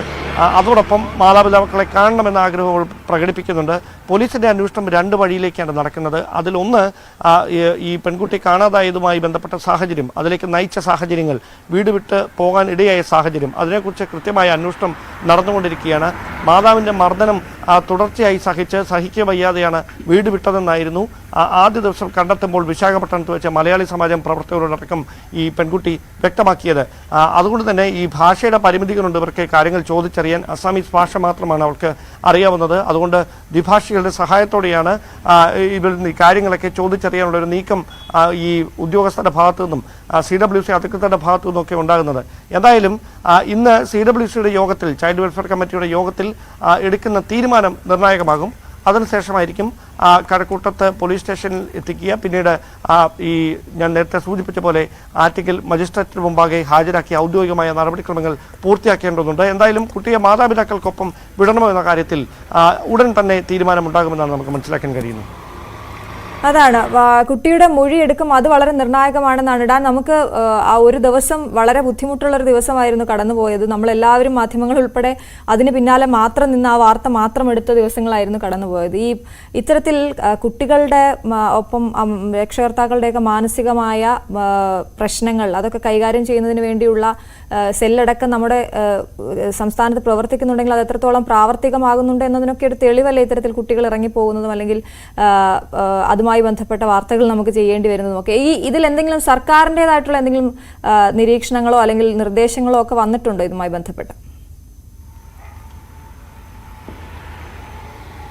നമുക്കറിയാം, മുൻ വർഷങ്ങളിൽ നിന്ന് വ്യത്യസ്തമായി ഇതര സംസ്ഥാനങ്ങളിൽ നിന്ന് തൊഴിൽ തേടി നമ്മുടെ നാട്ടിലേക്ക് എത്തുന്ന ആളുകളുടെ എണ്ണം അടിക്കടി ഉയർന്നുകൊണ്ടിരിക്കുകയാണ്. അവിടെ ഉത്തരേന്ത്യൻ സംസ്ഥാനങ്ങളിൽ നിന്ന് മറ്റിടങ്ങളിൽ നിന്നൊക്കെ ഇവിടേക്ക് ധാരാളം ആളുകളാണ് തൊഴിൽ തേടി കുടുംബമായി എത്തിക്കൊണ്ടിരിക്കുന്നത്. സ്വാഭാവികമായി നമുക്ക് ഇവിടെയുള്ള അവരുടെ സംസ്ഥാനങ്ങളിൽ നിലനിൽക്കുന്ന സാഹചര്യങ്ങളല്ല നമ്മുടെ നാട്ടിലുള്ളത്. സ്വാഭാവികമായി നിയമവ്യവസ്ഥയിലടക്കം അല്ലെ പോലീസിൻ്റെ ഇടപെടലുകളിൽ അടക്കം മാധ്യമങ്ങളുടെ ഇടപെടലുകളിൽ അടക്കം വ്യത്യസ്തമായ പല സാഹചര്യങ്ങളുണ്ട് നമ്മുടെ നാട്ടിൽ. അതുകൊണ്ട് തന്നെ നീതി ഉറപ്പാക്കാൻ അല്ലെങ്കിൽ കൃത്യമായി അതിന് പിന്നാലെ അന്വേഷണങ്ങൾ നടത്താനൊക്കെ കുറച്ചുകൂടി ജാഗ്രത പാലിക്കുന്ന തരത്തിലുള്ള സമീപനം നമ്മുടെ നാട്ടിലുണ്ട്. അതെല്ലാ വിഭാഗങ്ങളിൽ നിന്നും മാധ്യമങ്ങളടക്കം ഇതുമായി ബന്ധപ്പെട്ട എല്ലാ സംവിധാനങ്ങളിൽ നിന്നും അത്തരത്തിലുള്ള ഇടപെടലുകൾ ഉണ്ടാകാറുണ്ട്. അതിൻ്റെ ഏറ്റവും ഒടുവിലത്തെ ഉദാഹരണമാണ് ഈ 13-കാരിയെ കാണാതായതുമായി ബന്ധപ്പെട്ട് മാധ്യമങ്ങൾ നടത്തിയിട്ടുള്ള ഇടപെടലുകൾ. സ്വാഭാവികമായി ഒരുപക്ഷെ അങ്ങനെ ഒരു നിതാന്ത ജാഗ്രത അതിൽ പോലീസിൻ്റെ അന്വേഷണത്തിന് സമാന്തരമായി മാധ്യമങ്ങളുടെ കൂടി ഇടപെടൽ അതിൽ നിർണായകമായി എന്നത്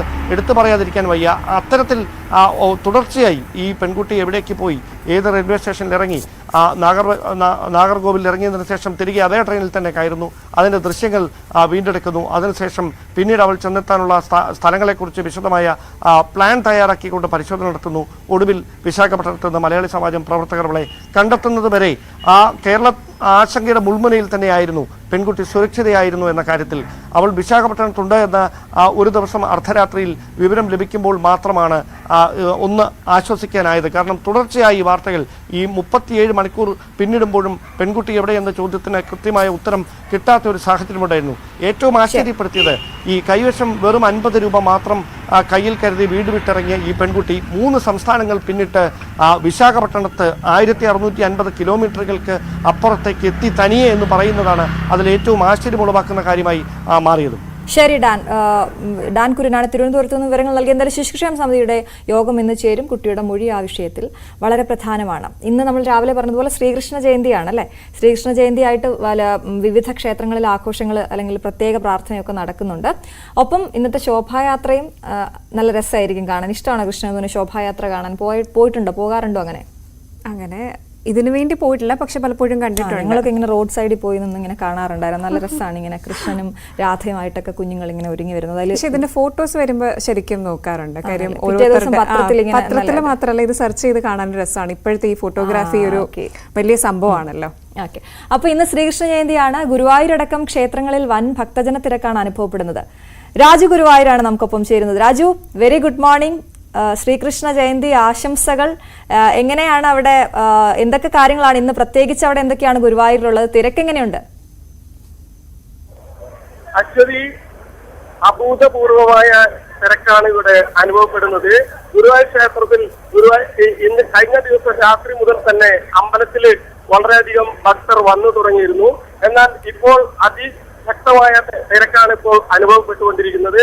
ഗുരുവായൂർ ക്ഷേത്രത്തിൽ അമ്പലത്തിൽ വരുന്ന ഭക്തർക്കായി പ്രത്യേക വരി ക്യൂ സംവിധാനങ്ങൾ ചെയ്തിട്ടുണ്ട്. ഗുരുവായൂർ പൂന്താന ഹാളിന് സമീപത്താണ് ഇത്തരം ക്യൂ അറേഞ്ച് ചെയ്തിട്ടുള്ളത്.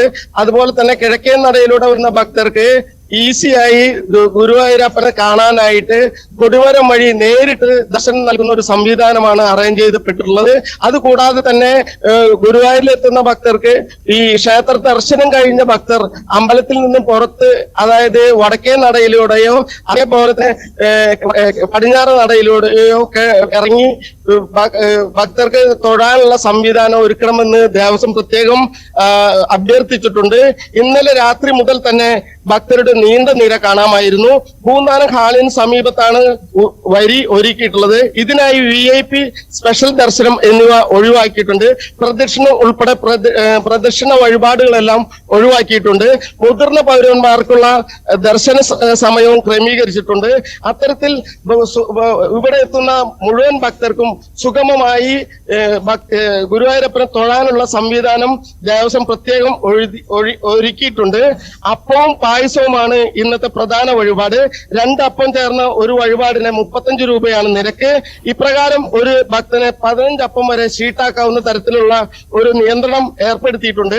അത് പ്രത്യേക വരുന്ന എല്ലാ ഭക്തർക്കും ഇത്തരത്തിൽ വഴിപാട് ഷീട്ടാക്കാനുള്ള ഒരു അവസരം ലഭിക്കുന്നതിന് വേണ്ടിയാണ് ഇത്തരം നടപടി എടുത്തിട്ടുള്ളത് എന്ന് ദേവസ്വം അറിയിച്ചിട്ടുണ്ട്. അഷ്ടമി രോഹിണി ആഘോഷങ്ങൾക്കായി 35,80,000 രൂപയാണ് ദേവസ്വം ചെലവഴിക്കുന്നത്. ഇതിൽ ഭക്ഷണം, അതായത് കണ്ണന്റെ പിറന്നാൾ ദിനമായതുകൊണ്ട് ഇന്ന് ഈ ഭക്ഷണത്തിന് വേണ്ടി മാത്രം 25,50,000 രൂപ ദേവസ്വം ചെലവഴിക്കുന്നുണ്ട്. പാൽപായസം ഉൾപ്പെടെ വിഭവ സമൃദ്ധമായ സദ്യയാണ് ഭക്തർക്ക് ഒരുക്കിയിട്ടുള്ളത്. രാവിലെ 9 മണി മുതൽ തന്നെ പിറന്നാൾ സദ്യ നൽകി തുടങ്ങും. 2 മണി വരെയാണ് നിയന്ത്രണം ഏർപ്പെടുത്തിയിട്ടുള്ളത്. ഈ 2 മണിക്ക് ശേഷം വരുന്ന ഭക്തർക്ക് ഭക്ഷണത്തിന്റെ ലഭ്യത അനുസരിച്ച് നൽകാനുള്ള ക്രമീകരണവും ഏർപ്പെടുത്തിയിട്ടുണ്ട്. ദേവസ്വം ജീവനക്കാർ മുഴുവനായി ഈ ഭക്ഷണം വിളമ്പാനായിട്ട് രംഗത്തുണ്ട്. അതുകൂടാതെ തന്നെ 120ഓളം ആളുകളെ പുറത്തു നിന്നും നിയമിച്ചിട്ടുണ്ട്. ക്ഷേത്രത്തിനകത്ത് പെരുവനം കുട്ടന്മാരുടെ നേതൃത്വത്തിലാണ് മേളം നടക്കുക. കൂടാതെ കൃഷ്ണനും രാധയും ഗോപികമാരും ഇന്ന് നഗരം കീഴടക്കുന്ന ഒരു ദിവസം കൂടിയാണ്. രാവിലെ 9 മമ്മിയൂർ ക്ഷേത്ര സന്നിധിയിൽ നിന്നും പെരുന്തട്ട ശിവക്ഷേത്രത്തിൽ നിന്നും മറ്റു സമീപ ക്ഷേത്രങ്ങളിൽ നിന്നും ഘോഷയാത്രകൾ ഗുരുവായൂരപ്പന്റെ ക്ഷേത്രാങ്കണത്തിലേക്ക് എഴുന്നള്ളിക്കും. ഗോപികാ നൃത്തം, കണ്ണനും രാധയും ഗോപികമാരും ചേർന്നുള്ള ഉറിയടി, ഇതിനായി ഘോഷയാത്ര കടന്നു പോകുന്ന ഈ നഗരത്തിന്റെ ഈ പല ഭാഗങ്ങളിലും ഉറികൾ കെട്ടിത്തൂക്കിയിട്ടുണ്ട്. മുതിർന്നവരുടെയും ഉറിയടി ഉണ്ടാകും. കൂടാതെ ജീവിത എഴുന്നള്ളിപ്പ്, ദേവീദേവന്മാരുടെ കലാരൂപങ്ങൾ, കൃഷ്ണരഥങ്ങൾ, ഗജവീരന്മാർ, നവരത്ന മുകുളങ്ങൾ ഉൾപ്പെടെയുള്ള താലം വരവ്, മയൂര നൃത്തം, കെട്ടുകാഴ്ചകൾ തുടങ്ങി താളവാദ്യങ്ങളോടെ എത്തുന്ന ഘോഷയാത്രകൾ ഭക്തി നിർഭരമാണ്. ഒപ്പം 100 കണക്കിന് കൃഷ്ണവേഷം ധരിച്ച കുട്ടികൾ ഉണ്ണിക്കണ്ണന്മാർ ക്ഷേത്ര സന്നിധിയിൽ നിറയും. കുട്ടികളുടെ ഐശ്വര്യത്തിനും ക്ഷേമത്തിനും വഴിപാടായിട്ടാണ് മാതാപിതാക്കൾ കുട്ടികളെ ഇത്തരത്തിൽ അണിയിച്ചൊരുക്കി ക്ഷേത്ര സന്നിധിയിൽ കൊണ്ടുവരുന്നത്. ഘോഷയാത്രകൾ കടന്നു പോകുന്ന റോഡിനിരുവശവും ഭക്തരാൽ നിറയും. ക്ഷേത്രാങ്കണം ഭക്തരാൽ നിറയും. അക്ഷരാർത്ഥത്തിൽ ഗുരുവായൂർ ക്ഷേത്ര സന്നിധി ഒരു വൃന്ദാവനം ആയി മാറുന്ന ഒരു കാഴ്ചയാണ് നമുക്ക് ഇന്ന് കാണാനായിട്ട് സാധിക്കുക. അശ്വതി, അതാണ് രാജഗുരുവായൂർ പറയുമ്പോൾ തന്നെ നമുക്ക് അങ്ങോട്ടേക്കൊന്ന് പോയി അതൊക്കെ ഒന്ന് കാണണം തോന്നുന്നു. കാരണം അത്രയും കളറായിട്ടുള്ള ആഘോഷങ്ങളാണ് ഇന്ന് ഗുരുവായൂരിനെ സംബന്ധിച്ചിടത്തോളം ഉള്ളത്. രാജു, ആ ഓരോ ചടങ്ങുകൾ നടക്കുമ്പോഴും അതിന്റെ ദൃശ്യങ്ങൾ പ്രേക്ഷകരിലേക്ക് നമുക്ക് എത്തിക്കണം. ആ ദൃശ്യങ്ങളൊക്കെ എടുക്കൂ. അപ്പോൾ സജീവമായിട്ടുള്ള ഒരു വാർത്താ ദിനമാകട്ടെ എന്ന് ആശംസിക്കുന്നു. Thank you. എല്ലാവർക്കും ശ്രീകൃഷ്ണ ജയന്തി ആഘോഷങ്ങളുടെ ഭാഗമായിട്ടുള്ള ആശംസകൾ അർപ്പിക്കുന്നു. ശരി രാജു, ശരി ശരി ശരി. അപ്പൊ ഇന്ന് അവിടെ തിരക്ക് നല്ലൊരു രീതിയിലുണ്ട്. കൃഷ്ണേന്ദ്ര, ഈ ശ്രീകൃഷ്ണേന്ദ്ര പ്രത്യേകത എന്താന്ന് വെച്ചിട്ടുണ്ടെങ്കിൽ വെള്ളി ശനി ഞായർ കഴിഞ്ഞിട്ട് വരുന്ന അടുത്ത അവധി ദിവസമാണ്. അതുകൊണ്ട് തന്നെ ഒരുപാട് പേര് വീട്ടിൽ പോവുക. അവർക്ക് ശോഭയാത്രയോട് സംബന്ധിച്ച് ഇത് യാത്രാ ക്രമീകരണങ്ങളും ഉണ്ടാവും. അപ്പം തിരുവനന്തപുരത്താണെങ്കിൽ പാളയം തൊട്ട് കിഴക്കേക്കോട്ട് വരെയാണ് ഈ ട്രാഫിക്കിന്റെ റെഗുലേഷൻസ് ഉള്ളത്. അപ്പൊ എല്ലാവരും അത് ശ്രദ്ധിക്കുക. സ്ഥിരമായിട്ട് വരുന്നത് കൊണ്ട് തന്നെ ഇന്ന് ആൾക്കാർ അങ്ങനെ പുറത്തിറങ്ങുന്നത് ഇത് കാണാൻ വേണ്ടി അല്ലാതെ ഷോപ്പിങ്ങിനൊക്കെ പുറത്തിറങ്ങുന്നവർ വളരെ കുറവായിരിക്കും. ശരി. ആഘോഷങ്ങൾക്ക് ആവേശമൊട്ടും ചോരാതെ അഷ്ടമി രോഹിണി ഉത്സവം കെങ്കേമമാക്കാൻ ഒരുങ്ങുകയാണ് കൊല്ലം കൊട്ടാരക്കര കുലശേഖരനെല്ലൂർ ക്ഷേത്ര ഭരണസമിതി. കൊട്ടാരക്കരയിൽ നിന്നും എസ് വിനീഷിന്റെ റിപ്പോർട്ട് കാണാം. അഷ്ടമി രോഹിണി നാളിൽ അതിവിപുലമായ ആഘോഷ പരിപാടികളാണ് കൊട്ടാരക്കര കുലശേഖരനെല്ലൂർ ശ്രീകൃഷ്ണ സ്വാമി ക്ഷേത്രത്തിൽ ഒരുക്കിയിരിക്കുന്നത്. അതിൻ്റെ ഒരുക്കങ്ങൾ എത്രത്തോളമായി എന്ന് നമുക്ക് ക്ഷേത്രോപദേശക സമിതി അംഗങ്ങളോട് തന്നെ ചോദിച്ചറിയാം. നമസ്കാരം, എങ്ങനെയാണ് ഇതിൻ്റെ ക്രമീകരണങ്ങളൊക്കെ ഒരുക്കിയിരിക്കുന്നത്? ഈ വർഷം വ്യത്യസ്തമായി പതിവിൽ നിന്ന് വിപരീതമായി മുൻകാലങ്ങളിൽ ഒരു കമ്മിറ്റി ഇല്ലായിരുന്നു. ഇപ്പോൾ ഒരു പുതിയ കമ്മിറ്റി ഉപദേശസമിതി ഒരു 6 മാസമായി അധികാരത്തിൽ വന്നിട്ട് അതിൻ്റെ മുന്നോടിയായി ഈ ക്ഷേത്രത്തിൽ, ഇതൊരു പുരാതനമായ ക്ഷേത്രമാണ്. പുരാതനം എന്ന് പറഞ്ഞാൽ അതിപുരാതനമായ, ഇവിടെ ശിവേലിയും മറ്റേ എല്ലാം ഉള്ള ഒരു ക്ഷേത്രമായിരുന്നു. പക്ഷേ കാലക്രമേണ അത് ജീർണതയിലായിപ്പോയി. തിരിഞ്ഞ് നോക്കാൻ ആളുകളില്ലാത്ത ഒരു കാലഘട്ടത്തിലൂടെ കടന്നു പോയപ്പോഴാണ് ഇവിടെ ഒരു 6 മാസം മുമ്പ് ഒരു കമ്മിറ്റി ഉപദേശസമിതി തിരുവിതാംകൂർ ദേവസ്വം ബോർഡ് എടുത്തത്. അങ്ങനെ അതിൻ്റെ നടത്തിപ്പുമായി ബന്ധപ്പെട്ട് ദശാവതാര ചാർത്ത്, ക്ഷേത്രത്തിൻ്റെ വികസനങ്ങളുമായി ബന്ധപ്പെട്ട് ക്ഷേത്രത്തിൻ്റെ പൂജാതി കാര്യങ്ങൾക്ക് മുൻതൂക്കം നൽകിക്കൊണ്ട് ദശാവതാര ചാർത്ത് തുടങ്ങിയുള്ള കാര്യങ്ങൾ, ഏകാദശി, അതുപോലെ എല്ലാ മാസവും രോഹിണിക്ക് പ്രസാദകൂട്ട്, അതാണ് ഇവിടുത്തെ ഏറ്റവും വലിയ വിശേഷം എന്ന് പറയുന്നത്. പ്രസാദകൂട്ട് എല്ലാ മാസവും രോഹിണിക്ക്, ഭഗവാന്റെ നാളായ രോഹിണി ദിവസം പ്രസാദകൂട്ട് എന്ന് പറയുന്നത് പടച്ചോറ്, ചമ്മന്തി, അവിയൽ, രസം, മോര്, ഉപ്പുമാങ്ങ, ഇങ്ങനെ തുടങ്ങി പായസം ഉൾപ്പെടെയുള്ള വിഭവസമൃദ്ധമായ ഒരു പ്രസാദകൂട്ടാണ് ഇവിടെ കൊടുക്കുന്നത്. അന്നേ ദിവസം വലിയ തിരക്കാണ് രോഹിണി ദിവസം. അതുപോലെ ഭഗവാന്റെ ഏകാദശി, മാസത്തിലെ 2 ഏകാദശിയും വിശേഷ ദിവസമായി ആഘോഷിക്കപ്പെടുന്നു. അതുപോലെ വിശേഷ ദിവസങ്ങളെല്ലാം ഇപ്പോൾ വിപുലമായ രീതിയിൽ ആഘോഷിക്കപ്പെടുകയാണ്. അതിൻ്റെ ഒരു ഭക്തജന പങ്കാളിത്തം നമുക്ക് തീർച്ചയായും ഇവിടെ കാണാൻ കഴിയും. ഒരു ജീർണതയിൽ നിന്ന് അതിൻ്റെ ഒരു പൂർണ്ണതയിലേക്ക് എത്തിക്കൊണ്ടിരിക്കുന്ന ഈ അവസരത്തിലാണ് നമ്മുടെ വയനാട് ദുരന്തം വന്നതുകൊണ്ടാണ് ഉപദേശസമിതി 5 ദിവസത്തെ ഉത്സവമാണ് ഇവിടെ തീരുമാനിച്ചിരുന്നത്. പക്ഷേ പെട്ടെന്ന് ഇങ്ങനെ ഒരു ദുരന്തം വന്നതുകൊണ്ട് അത് 3 ദിവസമായി ചുരുക്കുകയും 3 ദിവസം ചുരുക്കിയത് കൊണ്ട് 2 ദിവസം ചെറിയ രീതിയിൽ രാവിലെ പ്രഭാത ഭക്ഷണവും അങ്ങനെയുള്ള 2 ദിവസത്തെ പൂജകൾക്ക് പ്രാധാന്യം കൊടുത്തുകൊണ്ട് തന്നെ 2 ദിവസവും 24, അതായത് ആഗസ്റ്റ് 24, 25 ശനി ഞായർ ദിവസങ്ങളിൽ രാവിലെ പ്രഭാത ഭക്ഷണവും, അഷ്ടമി രോഹിണി ദിവസമായി 26-ാം തീയതി രാവിലെ ഗണപതി ഹോമത്തോടുകൂടി ആരംഭിച്ച് 7:30 മണിക്ക് തുടങ്ങുന്ന പ്രഭാത ഭക്ഷണം വരുന്ന മുഴുവൻ ആളുകൾക്കും, അത് വിനായക അജിത് കുമാറിൻ്റെ വക വഴിപാടായിട്ടാണ് ഏറ്റവും വരുന്ന എല്ലാവർക്കും രാവിലത്തെ പ്രഭാത ഭക്ഷണം ഒരുക്കിയിരിക്കുന്നത്. അത് കഴിഞ്ഞ് 10 മണിക്ക് കളഭാഭിഷേകം, ഭഗവാന് കളഭം ചാർത്തി എല്ലാ ദീപാരാധനയോടുകൂടിയുള്ള കളഭാഭിഷേകം ക്ഷേത്രതന്ത്രി ബ്രഹ്മശ്രീ രമേശ് ഭാനുഭാനു പണ്ടാരത്തിൻ്റെയും 10ഓളം ബ്രാഹ്മണ ശ്രേഷ്ഠന്മാരുടെ നേതൃത്വത്തിലാണ് ആ പൂജകൾ നടക്കുന്നത്. അതിനൊക്കെ വളരെ ഭക്തജന പങ്കാളിത്തം ഉണ്ടാകുമെന്നാണ് ഞങ്ങൾ പ്രതീക്ഷിക്കുന്നത്. അതുപോലെ തന്നെ അതിനുശേഷം ഇവിടെ വരുന്ന മുഴുവൻ ആളുകൾക്കും 12 മണി മുതൽ ഇവിടുത്തെ പ്രമുഖ പാചകവിദഗ്ധനായ ശ്രീ അർപ്പര ബാലേന്ദ്രൻ, അദ്ദേഹത്തിൻ്റെ വൈഫിൻ്റെ നാൾ രോഹിണിയാണ്, അദ്ദേഹമാണ് എല്ലാ മാസത്തെയും രോഹിണിയും ഈ അഷ്ടമരോഹത്തിലെ അന്നദാനവും ഇവിടെ വഴിപാടായി സമർപ്പിക്കുന്നത്. അത് കഴിഞ്ഞ് 5 മണിക്ക് കൊട്ടാരക്കര ശ്രീ മഹാഗണപതി ക്ഷേത്രത്തിൽ നിന്നിരുന്ന ബാലഗോകുലം ഘോഷയാത്ര ടൗൺ ചുറ്റി, അതായത് ഗണപതിയമ്പലത്തിലെ സന്നിധിയിൽ നിന്ന് ഉറിയടിയോടുകൂടി ആരംഭിച്ച് ടൗൺ ചുറ്റി വരുന്ന ബാലഗോകുലത്തിൻ്റെ ഘോഷയാത്ര 6:45 ഇവിടെ എത്തിച്ചേരും. ഇവിടെ എത്തിച്ചേരുമ്പോൾ മഹാദീപാരാധനയും, അങ്ങനെ അതിൽ പങ്കെടുക്കുന്ന ആയിരക്കണക്കിന് കുട്ടികൾക്ക് കൊടുക്കാനുള്ള പാൽപ്പായസം, അത് വ്യത്യസ്തതയാർന്ന പാൽപ്പായസം, അമ്പലപ്പുഴ പാൽപ്പായസം പോലെയുള്ള രീതിയിൽ വെക്കുന്നതിനാണ് ഞങ്ങൾ ശ്രമിക്കുന്നത്. ആ രീതിയിലുള്ള പാൽപ്പായസം വരുന്ന കുട്ടികൾക്കെല്ലാം ഭഗവാന്റെ പ്രസാദമായി കൊടുക്കുവാനാണ് തീരുമാനിച്ചത്. അതിനുശേഷം ദീപാരാധനയ്ക്ക് ശേഷം ഒരു ഭജൻസ്, നന്ദഗോവിന്ദം ഭജൻസ്, ഒരു വലിയ ട്രൂപ്പാണ്, 10-15 പേരടങ്ങുന്ന ഒരു ഭജന ട്രൂപ്പാണ്, കോട്ടയത്തുള്ളതാണ്. അപ്പോൾ അവരുടെ നേതൃത്വത്തിലുള്ള ഒരു ഭജൻ ഇവിടെ നെടുത്തൂർ പരമേശ്വരൻ വിളിച്ചേട്ടൻ്റെ മകൻ ദീപക് കുമാറാണ് വഴിപാടായി സമർപ്പിക്കുന്നത്. അതുപോലെ തന്നെ അതിനുശേഷം നമുക്ക് 108 കലശം, ഇവിടേക്ക് കലശം നടത്താറുണ്ട്, പക്ഷേ എങ്കിലും ഇപ്രാവശ്യം നമ്മൾ തുടക്കം എന്ന രീതിയിൽ 108ആണ്. അത് അടുത്ത വർഷം മുതൽ അതിന് 10 മടങ്ങായുള്ള പൂജകളാണ് നമ്മൾ ചെയ്യുന്നത്. അപ്പോൾ അതും ക്ഷേത്രതന്ത്രിയുടെ മുഖ്യ കാർമ്മികത്തിലാണ്. 12 മണിക്ക് കൃഷ്ണൻ്റെ അവതാര പൂജയും മഹാദീപാരാധനയും രാത്രി 12 മണിക്ക് അഷ്ടമരോഹിണി ദിവസം നടത്തപ്പെടുന്നു. അന്ന് രാത്രി വരുന്ന ആളുകൾക്കെല്ലാം ഭക്ഷണവും ഞങ്ങൾ ക്രമീകരിച്ചിട്ടുണ്ട്. അങ്ങനെയാണ് അതിൻ്റെ അഷ്ടമരോഹിണി ദിവസമായ അന്നത്തെ കാര്യങ്ങൾ, ഇങ്ങനെ പരിപാടികൾ ആസൂത്രണം ചെയ്തിരിക്കുന്നത് എന്ന് സന്തോഷം അറിയിക്കുകയാണ്. മറ്റു ക്രമീകരണങ്ങളൊക്കെ എങ്ങനെയാണ്? ഇപ്പോൾ ഇതുവരെ എല്ലാ ക്രമീകരണങ്ങളും നടന്നിരിക്കുകയാണ്. ഈ പ്രസിഡന്റ് പറഞ്ഞതുപോലെ തന്നെ ദീപാലങ്കാരം ചന്തമുക്ക് ടൗൺ ചുറ്റി നല്ല ദീപാലങ്കാരം ഉണ്ടായിരിക്കുന്നതാണ്. ഉറിയടി, അന്നദാനം, അതുപോലെ തന്നെ ഘോഷയാത്ര ഉൾപ്പെടെയുള്ള വിപുലമായ ചടങ്ങുകളാണ് ഈ ഉത്സവാന്തരീക്ഷത്തിൽ പ്ലാൻ ചെയ്തിരിക്കുന്നത്. S Vineesh, news 18 Kottarakkara. ഇനി മലപ്പുറത്തെ ഒരു പ്രത്യേക ശോഭയാത്രയുടെ വിശേഷമാണ്. ഇത്തവണ മലപ്പുറം കോട്ടയ്ക്കൽ ഇന്ത്യന്നൂർ മഹാഗണപതി ക്ഷേത്രത്തിലെ ശോഭയാത്രയ്ക്ക് ഒരു പ്രത്യേകതയുണ്ട്. ശോഭായാത്രയുടെ നൃത്തച്ചുവടുകൾ ചിട്ടപ്പെടുത്തിയത് നാട്ടുകാരൻ കൂടിയായ ഷിഹാബ് മാസ്റ്ററാണ്. ശ്രീകൃഷ്ണ ജയന്തി മാനവികതയുടെ കൂടി അടയാളപ്പെടുത്തലാവുകയാണ് ഇതിലൂടെ. CV അനുമോദിന്റെ റിപ്പോർട്ട് കാണാം. ശ്രീകൃഷ്ണ ജയന്തിയോടനുബന്ധിച്ചുള്ള ശോഭായാത്രയുടെ ഒരുക്കമാണ് എല്ലായിടത്തും. ഞാനുള്ളത് മലപ്പുറം കോട്ടയ്ക്കൽ ഇന്ത്യന്നൂർ മഹാഗണപതി ക്ഷേത്രത്തിലാണ്. ഇവിടെ ഷിഹാബ് മാസ്റ്ററുടെ കീഴിലാണ് ഗോപികമാരൊക്കെ ഇത്തവണ നൃത്തച്ചുവടുകൾ അഭ്യസിക്കുന്നത്. കുട്ടികളൊക്കെ ആ പരിശീലനം പൂർത്തിയാക്കുന്നു. നമ്മോടൊപ്പം ക്ഷേത്ര കമ്മിറ്റിക്കാർ ചേരുന്നുണ്ട്.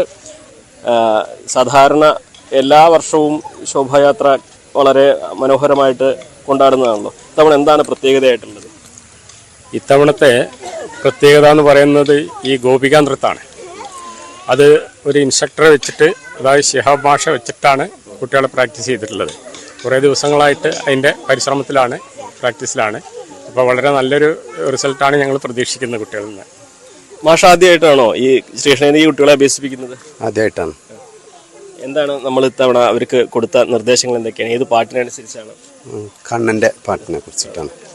കോലാട്ടം എന്ന ഒരു രൂപത്തിൽ ചെറുതായിട്ടൊന്ന് ചിട്ടപ്പെടുത്തിയിട്ടാണ് ചെയ്തിട്ടുള്ളത്. ഈ കലാകാരന് ക്ഷേത്രമതിൽക്കവും ഓഡിറ്റോറിയൊക്കെ ഒരുപോലെ തന്നെയാണ്. പക്ഷെ എന്നാലും ഈ ഒരു ശ്രീകൃഷ്ണ ജയന്തിയോടനുബന്ധിച്ച് ഇങ്ങനെ ഒരു അവസരം കിട്ടിയതിന് എങ്ങനെ കാണുന്നു? കമ്മിറ്റിക്കാരെ ഞാൻ വിളിച്ച് പ്രദീപേട്ടനോട് സംസാരിച്ചു. അങ്ങനെ ഒരു കാര്യം നമ്മൾ ചെയ്യല്ലേ എന്ന് ചോദിച്ച്, അപ്പോൾ ആയിക്കോട്ടെ നമുക്ക് ചെയ്യാന്നുള്ളത് പറഞ്ഞു. അങ്ങനെയാണ് ഞാൻ ഇത് പഠിപ്പിക്കാൻ ഒരുങ്ങിയത്. സാധാരണ കലോത്സവത്തിനൊക്കെ ആയിരിക്കും. കലോത്സവത്തിനാണ് പഠിപ്പിക്കുക. അല്ല, സ്കൂളിൽ കലോത്സവങ്ങൾക്ക് അതുപോലെ വാർഷികങ്ങൾക്കൊക്കെ പഠിപ്പിക്കാറുള്ളതാണ് ഡാൻസൊക്കെ. പക്ഷെ ആദ്യമായിട്ടാണ് ശ്രീകൃഷ്ണ ജയന്തിക്ക് ഇതുപോലൊരു ഗോപിക നൃത്തം സെറ്റ് ചെയ്തിട്ടുള്ളത്. എന്താണ് മാഷെ നമ്മൾ തിരഞ്ഞെടുക്കാനുള്ള ഒരു കാരണം? മാഷ് നമ്മുടെ നാട്ടുകാരനാണ്. പൊതുവെ കലാവേദികളിലെല്ലാം ഒരു നിറസാന്നിധ്യമാണ്. അപ്പോൾ നമ്മൾ ശോഭയാത്രയാണല്ലോ, അപ്പോൾ ഇതൊന്ന് ഒരു നല്ല ശോഭ ഉണ്ടാവണം എന്നുള്ളൊരു ഉദ്ദേശത്തോടു കൂടിയാണ് പ്രാവശ്യം നമ്മളിത് ഇങ്ങനെയൊരു സംഭവം പ്ലാൻ ചെയ്തത്. എല്ലാ വർഷവും ഇന്ത്യനൂരിൽ നിന്ന് ഉണ്ടാവാറുണ്ട്. അപ്പോൾ പ്രാവശ്യം ഒരു കളർഫുള്ളാക്കുക എന്നുള്ളൊരു ഉദ്ദേശത്തിലാണ് ചെയ്തത്. എത്ര പേരുണ്ട് കുട്ടികളൊക്കെ? എത്ര കുട്ടികളാണ്? ഏകദേശം 25 കുട്ടികളോളം വരുന്നുണ്ട് മൊത്തം. എല്ലാവരും നമ്മുടെ ഈ ഗ്രാമപ്രദേശത്തിന്റെ പല ഭാഗത്തു നിന്നായിട്ടുള്ളവരാണ്. വൈകുന്നേരം തുടങ്ങും അല്ലേ? എല്ലാ ദിവസവും വൈകുന്നേരം 4 മണിക്ക് നമുക്ക് പരിപാടി സ്റ്റാർട്ട് ചെയ്യും. 6 മണി 7 മണിയാകുമ്പോൾ സമയം. ഈ കുട്ടികളൊക്കെ എങ്ങനെ പ്രാക്ടീസ് ചെയ്ത് കഴിഞ്ഞോ? എത്ര സമയം കിട്ടിയോ നമുക്ക്? കുഴപ്പമില്ല. കൂടുതലായിട്ട് 10-20 ദിവസം ഏകദേശം പിടിച്ചു. ഒന്നും ഡാൻസ് കളിക്കാത്ത കുട്ടികളല്ലേ, അപ്പോൾ പിന്നെ ഒരേ അടവുകൾ ഓരോന്ന് 1 2 3 4 ഇട്ട് പഠിപ്പിച്ചിട്ടാണ് ചെയ്തിട്ടുള്ളത്. ആ അടവുകൾ പഠിക്കാൻ തന്നെ ഒരു 2 ദിവസം 3 ദിവസം പിടിച്ചു. നൃത്തത്തിൽ ഹരിശ്രീ അത് കുറിക്കാവൂല? അതന്നെ ആദ്യമായിട്ട് എൻ്റെ അടുത്ത് നിന്നാണ് കുറിച്ചിട്ടുള്ളത്. അതൊരു ബഹുമതിയാണ്. അതെ അതെ അതെ. എന്താണെങ്കിലും ചരിത്രം ഉറങ്ങുന്ന ഇന്ത്യന്നൂരിൽ മറ്റൊരു ചരിത്രമാണല്ലേ? തീർച്ചയായിട്ടും. ഇന്ത്യന്നൂർ എന്ന് പറഞ്ഞാൽ മറ്റ് ക്ഷേത്രങ്ങളെ പോലെ വെറും ഐതിഹ്യത്തിൽ മാത്രം ഒതുങ്ങുന്ന ഒരു കാര്യമല്ല. അതോടൊപ്പം തന്നെ ചരിത്രത്തിലും വളരെയധികം പ്രസക്തിയുണ്ട് ഇന്ത്യന്നൂർ ക്ഷേത്രത്തിൻ്റെ പറ്റി പറയുമ്പോൾ. പിന്നെ ഇന്ത്യന്നൂർ എന്നുള്ള പേര് തന്നെ മറ്റൊരു സ്ഥലത്തും നമുക്ക് കേൾക്കാതാണ്. ഇന്ദീശ്വരൻ കോതൈ എന്ന് പറയുന്ന രാജാവിൻ്റെ ഭരണകാലത്ത് ഇവിടെ കുഴിച്ചിട്ടിരുന്ന ഒരു ശിലാഫലകം, വട്ടെഴുത്ത് ശിലാഫലകത്തു നിന്നാണ് ഇന്ദീശ്വരൻ കോതയുടെ കാലഘട്ടവും അദ്ദേഹം ക്ഷേത്രം പുനർനിർമ്മിച്ചെന്നുള്ള കാര്യമൊക്കെ നമ്മൾ. അപ്പം ഇന്ദീശ്വരൻ കോതൈ എന്നാവാം ഇന്ത്യന്നൂർ എന്നുള്ള പേര് വന്നെന്നാണ് MGS നാരായണൻ സാറിൻ്റെ ഒക്കെ അഭിപ്രായം, ചരിത്രകാരന്മാരുടെ അഭിപ്രായം. എന്നാണെങ്കിൽ നമ്മളൊരു ശ്രീകൃഷ്ണ ജയന്തി ഒരു മതേതരത്വത്തിന്റെ ഒരു അടയാളമാണല്ലോ. തീർച്ചയായിട്ടും അത് ഞങ്ങൾക്ക് വലിയൊരു ബഹുമതിയാണ്. ഇന്ത്യന്നൂർ ദേശം നൂറ്റാണ്ടുകൾക്ക് മുമ്പ് തന്നെ ഹിന്ദു മുസ്ലിം തോളോട് തോള് ചേർന്നിട്ട് എല്ലാ കാര്യത്തിലും പരസ്പര വിശ്വാസത്തോടും ബഹുമാനത്തോടും പാരസ്പര്യത്തോടും കൂടിയിട്ട് എല്ലാ കാര്യത്തിലും മുന്നിട്ടിറങ്ങുന്ന ഒരു ദേശമാണ് ഇവിടെ. ഇന്ന് വരെ മതത്തിന്റെ പേരിൽ എന്തെങ്കിലും ഒരു പ്രശ്നം നാട്ടിലുണ്ടായതായി നമ്മൾ അറിവിലില്ല. മാഷക്കും ഇത് വേറിട്ടൊരു വേദിയാവുന്നത് കൊണ്ടൊക്കെ ആയിരിക്കും അല്ലേ? ശരിയാ. എങ്ങനെയാണ് ഇത്രമാത്രം സന്തോഷമുണ്ട്? ഒരുപാട് സന്തോഷം. അതാണ് നമുക്ക് പങ്കുവെക്കാനുള്ളത്. മലപ്പുറംകാർക്ക് ഇതൊരു സാധാരണ കാര്യമാണ് എന്നുകൂടി നമ്മൾ പറയേണ്ടതുണ്ട്. കാരണം മലപ്പുറംകാർക്ക് ഹിന്ദു മുസ്ലിം ഐക്യം ഇത് സാധാരണയായിട്ടുള്ള ഒരു കാര്യമാണ്. അതേപോലെ ഒരു സാധാരണ കാര്യമായിട്ട് തന്നെയാണ് മാഷ് കുട്ടികളെ അഭ്യസിപ്പിക്കുന്നത്. പക്ഷേ ഇത് നൽകുന്ന സന്ദേശം അത് വളരെ വലുതാണ്. അത് നമുക്ക് വാക്കുകൾ കൊണ്ട് ചിലപ്പോൾ ഒതുക്കാൻ കഴിയുന്നതായിരിക്കില്ല. എന്നാണെങ്കിലും ആ ശ്രീകൃഷ്ണ ജയന്തി വേറിട്ട ഒരു ആഘോഷമാവുകയാണ്, മാതൃകയാവുന്ന ഒരു ആഘോഷമാവുകയാണ് ഇന്ത്യന്നൂരിൽ നിന്നും. CV Anumod, news 18. അനുമോദിന്റെ ആ പോസിറ്റീവായിട്ടുള്ള റിപ്പോർട്ടിൽ നമ്മൾ വീണ്ടും പോകുന്നത് ഒരു പോസിറ്റീവ് വാർത്ത പ്രേക്ഷകരുമായി പങ്കുവയ്ക്കാനാണ്. നമ്മളൊക്കെ വളരെ സങ്കടപ്പെട്ട ഒരു കാഴ്ചയായിരുന്നു ചൂരൽമലയിലെ വെള്ളാർമല സ്കൂള് ഇങ്ങനെ തകർന്നു കിടക്കുന്ന ആ കാഴ്ച. അവിടുത്തെ ആ സാർ ഇങ്ങനെ നിലവിളിച്ച് കരയുന്ന, എൻ്റെ ഒപ്പം ഉണ്ടായിരുന്ന കുഞ്ഞുങ്ങളെ എനിക്ക് നഷ്ടമായി എന്നൊക്കെ പറഞ്ഞ് നിലവിളിച്ച് കരയുന്ന ഒരു സാറിനെ നമ്മൾ അന്ന് കണ്ടിരുന്നു, ഉണ്ണിമാഷിനെയൊക്കെ കണ്ടിരുന്നു. അപ്പോൾ ആ വെള്ളാർമല സ്കൂളിലെ കുട്ടികൾ അവിടേക്ക് പഠിക്കാൻ വീണ്ടും എത്തുന്നു എന്നുള്ളതാണ് ആ വാർത്ത. ചൂരൽമല ദുരന്തത്തിൽപ്പെട്ട വെള്ളാർമല സ്കൂളിലെ വിദ്യാർത്ഥികൾ സെപ്റ്റംബർ 2-ന് മേപ്പാടി ഗവൺമെന്റ് ഹയർ സെക്കൻഡറി സ്കൂളിൽ പഠനം പുനരാരംഭിക്കുകയാണ്. ഉരുൾപൊട്ടലിനെ തുടർന്ന് വെള്ളാർമല സ്കൂൾ ഭാഗികമായി തകർന്നിരുന്നു. മനോഹരമായ ഈ മലയടിവാരം ഇപ്പോൾ ദുരന്തഭൂമിയാണ്. പ്രകൃതിയെ തൊട്ടറിഞ്ഞ് പഠിക്കാൻ ഇനി വെള്ളാർമല സ്കൂളിലേക്ക് കൂട്ടുകാർ വരില്ല. അവരിനി മേപ്പാടി സ്കൂളിലെ വിദ്യാർത്ഥികളാണ്.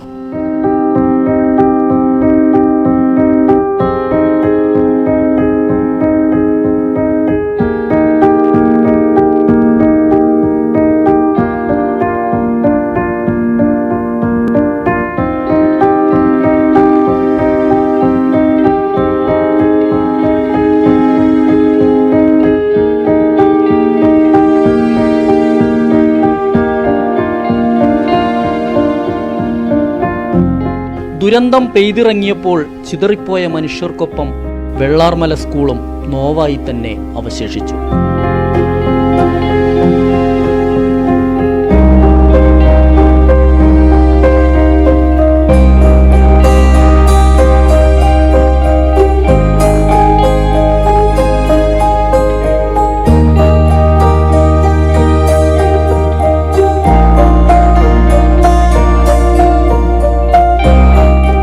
ിലധികം കുട്ടികൾ ഈ സ്കൂളിലുണ്ടായിരുന്നു. പലരും ഇപ്പോഴും കാണാമറയത്താണ്. ഓർമ്മകളുടെ ശവകുടീരത്തിലേക്ക് വലിച്ചെറിയപ്പെട്ടൊരു വിദ്യാലയം.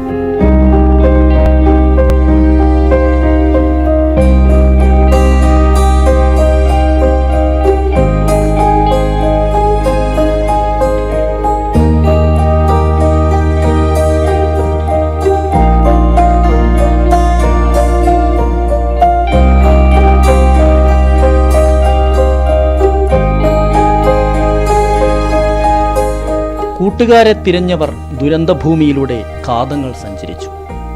അക്ഷരങ്ങളുടെ തിരുമുറ്റം ഇപ്പോൾ ചെളിയും കല്ലും നിറഞ്ഞ് അനാഥമായി വിലപിക്കുന്നു.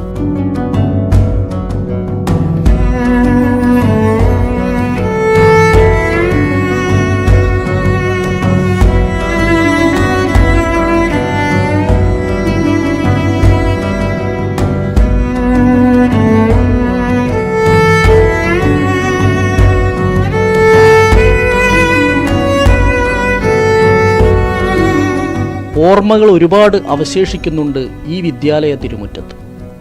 എഴുത്തും വായനയുമായി പ്രകൃതിയോട് സംവദിച്ച കുട്ടികൾക്കിനി അഭയകേന്ദ്രം മറ്റൊരു സ്കൂളാണ്.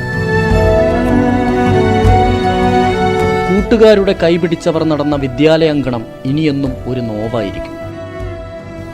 കളിയും ചിരിയും നിറഞ്ഞു നിന്ന ഇടം പൊട്ടിപ്പിളർന്ന് രാക്ഷസരൂപം പൂണ്ട കറുത്ത ദിനത്തെ ശപിക്കുകയാണ്.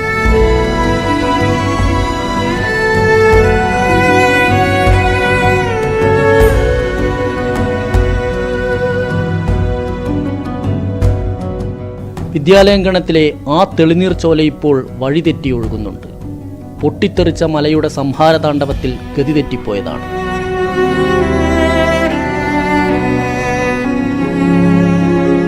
പരിചിതമല്ലാത്തൊരു അങ്കണത്തിലേക്ക് കൂട്ടുകാർ നടന്നെടുക്കുകയാണ്. ഉള്ളുപിടഞ്ഞ് അധ്യാപകരും.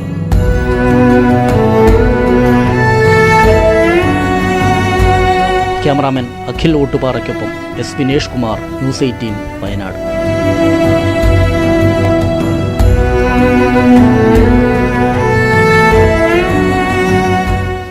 കൃഷ്ണത് പുഴയരികിലുണ്ടായിരുന്ന മനോഹരമായ ഒരു സ്കൂള്, ആ സ്കൂളിൽ കിടക്കുന്നത് കണ്ടാൽ നമുക്ക് സഹിക്കില്ല എന്നുള്ളതാണ്. അപ്പോൾ ആ കുട്ടികൾ മേപ്പാടി സ്കൂളിലേക്ക് പഠിക്കാൻ എത്തുമ്പോൾ അവർ പുതിയ പ്രതീക്ഷയായിട്ടാണ് എത്തുന്നത്. ഒപ്പം തകർന്ന മനസ്സുണ്ട്. അതുകൊണ്ട് അവരെ ചേർത്ത് പിടിക്കാൻ നമുക്ക് പുതിയ പ്രതീക്ഷകളിലേക്ക് കൈപിടിച്ചുയർത്താം. നമ്മളിനി പോകുന്നത് ശിരൂരിലേക്കാണ്. കർണാടകയിലെ ശിരൂരിൽ മണ്ണിടിച്ചിലിൽ കാണാതായ അർജുനായുള്ള തിരച്ചിൽ പുനരാരംഭിക്കണമെന്നാവശ്യപ്പെട്ട് കുടുംബം കർണാടക ഉപമുഖ്യമന്ത്രി DK ശിവകുമാറിനെ കാണും. അർജുന്റെ ഭാര്യ, സഹോദരി ഭർത്താവ് എന്നിവർ മറ്റന്നാളാണ് ഉപമുഖ്യമന്ത്രിയെ കാണുക. MK Raghavan MP, AKM Ashraf MLA എന്നിവരും കുടുംബത്തോടൊപ്പം ഉണ്ടാകും. ബുധനാഴ്ച വൈകിട്ട് 4 മണിക്കാണ് കൂടിക്കാഴ്ച. തിരച്ചിലിനായി ഗോവയിൽ നിന്നുള്ള ഡ്രഡ്ജർ എത്തിക്കുന്നത് വേഗത്തിലാക്കണമെന്ന് കുടുംബം ആവശ്യപ്പെടും.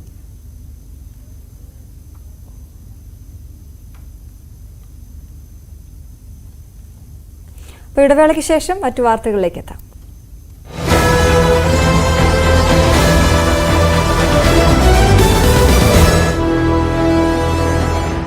സമയത്ത് ഒപ്പമുണ്ടായിരുന്ന മലയാളി സമാജം പ്രവർത്തകരടക്കം വ്യക്തമാക്കുകയും ചെയ്തതാണ്. എന്തായാലും കേരളത്തെ സംബന്ധിച്ച് വലിയൊരു ആശങ്കയുടെ മണിക്കൂറുകളാണ്. 37 മണിക്കൂറുകൾക്കപ്പുറത്ത് മാറിപ്പോയത്. അവൾ തിരികെ നാട്ടിലേക്ക് എത്തുമ്പോൾ മറ്റൊരു സംസ്ഥാനത്ത് നിന്നുള്ള ഒരു കുട്ടിയാണെങ്കിലും മലയാളം അല്ലെങ്കിൽ കേരളക്കരെ അവളെ നെഞ്ചോട് ചേർക്കുകയാണ്. സ്വാഭാവികമായി വലിയ ഒരു സന്തോഷത്തോടെയാണ് കേരള പോലീസ് സംഘം അവളുമായി തിരികെ തിരുവനന്തപുരത്തേക്ക് മടങ്ങിയെത്തിയിരിക്കുന്നത്. വളരെ പ്രധാനപ്പെട്ട ഒരു വാർത്തയിലേക്കാണ് പോകുന്നത്. കഴക്കൂട്ടത്ത് നിന്ന് കാണാതായ 13 വയസ്സുകാരിയെ കേരളത്തിലേക്ക് തിരികെ എത്തിച്ചിരിക്കുന്നു. ദിവസങ്ങൾക്ക് ശേഷം ആണ് വിശാഖപട്ടണത്ത് നിന്ന് നിയമ നടപടികൾ പൂർത്തിയാക്കി അസം സ്വദേശിനിയായ 13കാരി ഇപ്പോൾ കേരളത്തിലേക്ക് തിരികെ എത്തിച്ചിട്ടുള്ളത്. ഇനി പെൺകുട്ടിയുടെ നിലപാട്, അതോടൊപ്പം തന്നെ കോടതിയുടെ ഭാഗത്തു നിന്നുണ്ടാകുന്ന പ്രതികരണങ്ങൾ ഒക്കെ വ്യക്തമായതിനു ശേഷം ആയിരിക്കും പെൺകുട്ടിയെ എവിടെ ഏൽപ്പിക്കണം എന്നതുൾപ്പെടെയുള്ള കാര്യങ്ങളിൽ വ്യക്തത കൈവരിക്കുകയുള്ളൂ. ഇപ്പോൾ ഏറ്റവും പുതിയ വിവരങ്ങളുമായി ഡാൻ ഇപ്പോൾ പെൺകുട്ടിയെ റെയിൽവേ സ്റ്റേഷനിലേക്ക് എത്തിച്ചിരിക്കുന്നു. ഇനി മറ്റ് നടപടിക്രമങ്ങൾ ഉണ്ടാകുമോ? ഏത് ട്രെയിനിൽ ആണ് അവർ എത്തിയത്? എന്താണ് മറ്റു വിവരങ്ങൾ? സമയം മുമ്പാണ് തിരുവനന്തപുരത്ത് 4 സംഘം, അതായത് കഴക്കൂട്ടം SI രഞ്ജിത്തിന്റെ നേതൃത്വത്തിൽ വനിതാ പോലീസുകാർ അടങ്ങിയ 4 സംഘമാണ് 13കാരിയുമായി തിരുവനന്തപുരത്തേക്ക് മടങ്ങിയെത്തിയിരിക്കുന്നത്. സ്വാഭാവികമായി ഈ കേസ്, ഈ കുട്ടിയെ കാണാതായ കേസ് രജിസ്റ്റർ ചെയ്തത് കഴക്കൂട്ടം സൈബർ സിറ്റി പോലീസ് സ്റ്റേഷനിലായിരുന്നു. അതുകൊണ്ട് തന്നെ ജൂറിസ്ഡിക്ഷനായി കടന്നു വരുന്നത് ആറ്റിങ്ങലായിരിക്കും. സ്വാഭാവികമായി ആറ്റിങ്ങൽ മജിസ്ട്രേറ്റിന് മുമ്പാകെ കുട്ടിയെ ഹാജരാക്കേണ്ടതുണ്ട്. അതുവരെ കുട്ടിയെ ചൈൽഡ് വെൽഫെയർ കമ്മിറ്റിയിൽ, ശിശുക്ഷേമ സമിതിയുടെ സംരക്ഷണയിൽ കഴിയും എന്ന വിവരങ്ങളാണ് നമുക്ക് ലഭ്യമാകുന്നത്. കുട്ടി നൽകുന്ന അടിസ്ഥാനത്തിലായിരിക്കും അൻവർ ഹുസൈൻ അച്ഛനും അമ്മയ്ക്കുമൊപ്പം കുടുംബാംഗങ്ങൾക്കൊപ്പം കുട്ടിയെ വിടണമോ എന്ന കാര്യത്തിലേക്ക് ഒരു അന്തിമമായ തീരുമാനത്തിലേക്ക് എത്തുക. അവർ പൂർണ്ണമായി ഇവിടെ നിന്ന് തിരികെ ആസാമിലേക്ക് മടങ്ങാനായിട്ടുള്ള ഒരു നീക്കം നടത്തുന്നുണ്ട് എന്നാണ് നമുക്ക് ലഭ്യമാകുന്ന സൂചന. ഇത് ഇത്തരത്തിൽ ഒരു വലിയ തരത്തിൽ വാർത്തയായി മാറുകയും സ്വാഭാവികമായി അതിന്റെ ഒരു മാനസിക പ്രയാസങ്ങളൊക്കെ അൻവർ ഹുസൈൻ ഉണ്ട്. അതുകൊണ്ട് തന്നെ തിരികെ സ്വന്തം നാട്ടിലേക്ക് മടങ്ങുന്നതിനെ പറ്റി അവർ ആലോചിക്കുന്നുവെന്ന വിവരങ്ങൾ കൂടി നമുക്ക് ഈ ഘട്ടത്തിൽ ലഭിക്കുന്നുണ്ട്. എന്തായാലും പോലീസിന്റെ വിശദമായ അന്വേഷണം, ഈ കുട്ടി ഇവിടെ നിന്ന് വീട് വിട്ട് പോകാൻ ഇടയായ സാഹചര്യത്തെക്കുറിച്ച് വിശദമായ അന്വേഷണം പോലീസ് നടത്തിക്കൊണ്ടിരിക്കുകയാണ്. സ്വാഭാവികമായി കുട്ടി ഇനി നൽകുന്ന മൊഴിയുടെ അടിസ്ഥാനത്തിലായിരിക്കും ഈ മാതാപിതാക്കളെ സ്റ്റേഷനിൽ വിളിച്ചു വരുത്തി ചോദ്യം ചെയ്യുന്നതടക്കമുള്ള തുടർ നീക്കങ്ങൾ പോലീസിന്റെ ഭാഗത്തു നിന്ന് ഉണ്ടാകുക. എന്തായാലും നേരത്തെ സൂചിപ്പിച്ച പോലെ 37 മണിക്കൂർ കേരളത്തെ മുഴുവൻ അക്ഷരാർത്ഥത്തിൽ ആശങ്കയുടെ മുൾമുനയിൽ നിർത്തിയതിനു ശേഷമാണ് വിശാഖപട്ടണത്ത് നിന്ന് ഈ 13കാരിയെ ട്രെയിനിൽ ക്ഷീണിച്ച അവസ്ഥനിലയിൽ ഉറങ്ങുന്ന അവസ്ഥയിൽ കണ്ടെത്തുന്ന സാഹചര്യം മലയാളി സമാജം പ്രവർത്തകരുടെയൊക്കെ നേതൃത്വത്തിൽ ഉണ്ടാകുന്നത്. സ്വാഭാവികമായി നമുക്കറിയാം, 13 വയസ്സ് മാത്രം പ്രായമുള്ള ഒരു പെൺകുട്ടി, കൈവശം 50 രൂപ മാത്രം, 1650 കിലോമീറ്ററുകൾക്കപ്പുറത്ത് 3 സംസ്ഥാനങ്ങൾ പിന്നിട്ട് വിശാഖപട്ടണം വരെ എങ്ങനെ തനിച്ച് പോയി എന്ന ചോദ്യം അത് എല്ലാവരെയും ഞെട്ടിച്ചു കളഞ്ഞിരുന്നു. കാരണം കന്യാകുമാരിക്ക് അപ്പുറത്തേക്ക് അല്ലെങ്കിൽ ഈ പാറശാലയ്ക്ക് അപ്പുറത്തേക്കൊന്നും ഈ കുട്ടി പോകാനുള്ള സാധ്യത ഇല്ല എന്നൊരു വിലയിരുത്തലായിരുന്നു ആദ്യം പരിശോധനകൾ വിവിധ റെയിൽവേ സ്റ്റേഷനുകൾ കേന്ദ്രീകരിച്ചുകൊണ്ട് നടന്നത്. പക്ഷേ അതിനൊക്കെ അപ്പുറത്തേക്ക് 3 സംസ്ഥാനങ്ങൾ പിന്നിട്ട് ഒടുവിൽ വിശാഖപട്ടണം വരെ ഈ കുട്ടി എത്തിയെന്ന് പറഞ്ഞത് അക്ഷരാർത്ഥത്തിൽ കേരളത്തെ മുഴുവൻ സ്തംഭിപ്പിച്ച ഒരു സംഭവമാണ്. അതുകൊണ്ട് തന്നെ അവളുടെ മനോധൈര്യം അത് ഭയങ്കരമാണ് എന്ന് അന്ന് ഈ കണ്ടെത്തുന്ന സമയത്ത് ഒപ്പമുണ്ടായിരുന്ന മലയാളി സമാജം പ്രവർത്തകരടക്കം വ്യക്തമാക്കുകയും ചെയ്തതാണ്. എന്തായാലും കേരളത്തെ സംബന്ധിച്ച് വലിയൊരു ആശങ്കയുടെ മണിക്കൂറുകളാണ്. 37 മണിക്കൂറുകൾക്കപ്പുറത്ത് മാറിപ്പോയത്. അവൾ തിരികെ നാട്ടിലേക്ക് എത്തുമ്പോൾ മറ്റൊരു സംസ്ഥാനത്ത് നിന്നുള്ള ഒരു കുട്ടിയാണെങ്കിലും മലയാളം അല്ലെങ്കിൽ കേരളക്കരെ അവളെ നെഞ്ചോട് ചേർക്കുകയാണ്. സ്വാഭാവികമായി വലിയ ഒരു സന്തോഷത്തോടെയാണ് കേരള പോലീസ് സംഘം അവളുമായി തിരികെ തിരുവനന്തപുരത്തേക്ക് മടങ്ങിയെത്തിയിരിക്കുന്നത്. വളരെ പ്രധാനപ്പെട്ട ഒരു വാർത്തയിലേക്കാണ് പോകുന്നത്. കഴക്കൂട്ടത്ത് നിന്ന് കാണാതായ 13 വയസ്സുകാരിയെ കേരളത്തിലേക്ക് തിരികെ എത്തിച്ചിരിക്കുന്നു. ദിവസങ്ങൾക്ക് ശേഷം ആണ് വിശാഖപട്ടണത്ത് നിന്ന് നിയമ നടപടികൾ പൂർത്തിയാക്കി അസം സ്വദേശിനിയായ 13കാരി ഇപ്പോൾ കേരളത്തിലേക്ക് തിരികെ എത്തിച്ചിട്ടുള്ളത്. ഇനി പെൺകുട്ടിയുടെ നിലപാട്, അതോടൊപ്പം തന്നെ കോടതിയുടെ ഭാഗത്തു നിന്നുണ്ടാകുന്ന പ്രതികരണങ്ങൾ ഒക്കെ വ്യക്തമായതിനു ശേഷം ആയിരിക്കും പെൺകുട്ടിയെ എവിടെ ഏൽപ്പിക്കണം എന്നതുൾപ്പെടെയുള്ള കാര്യങ്ങളിൽ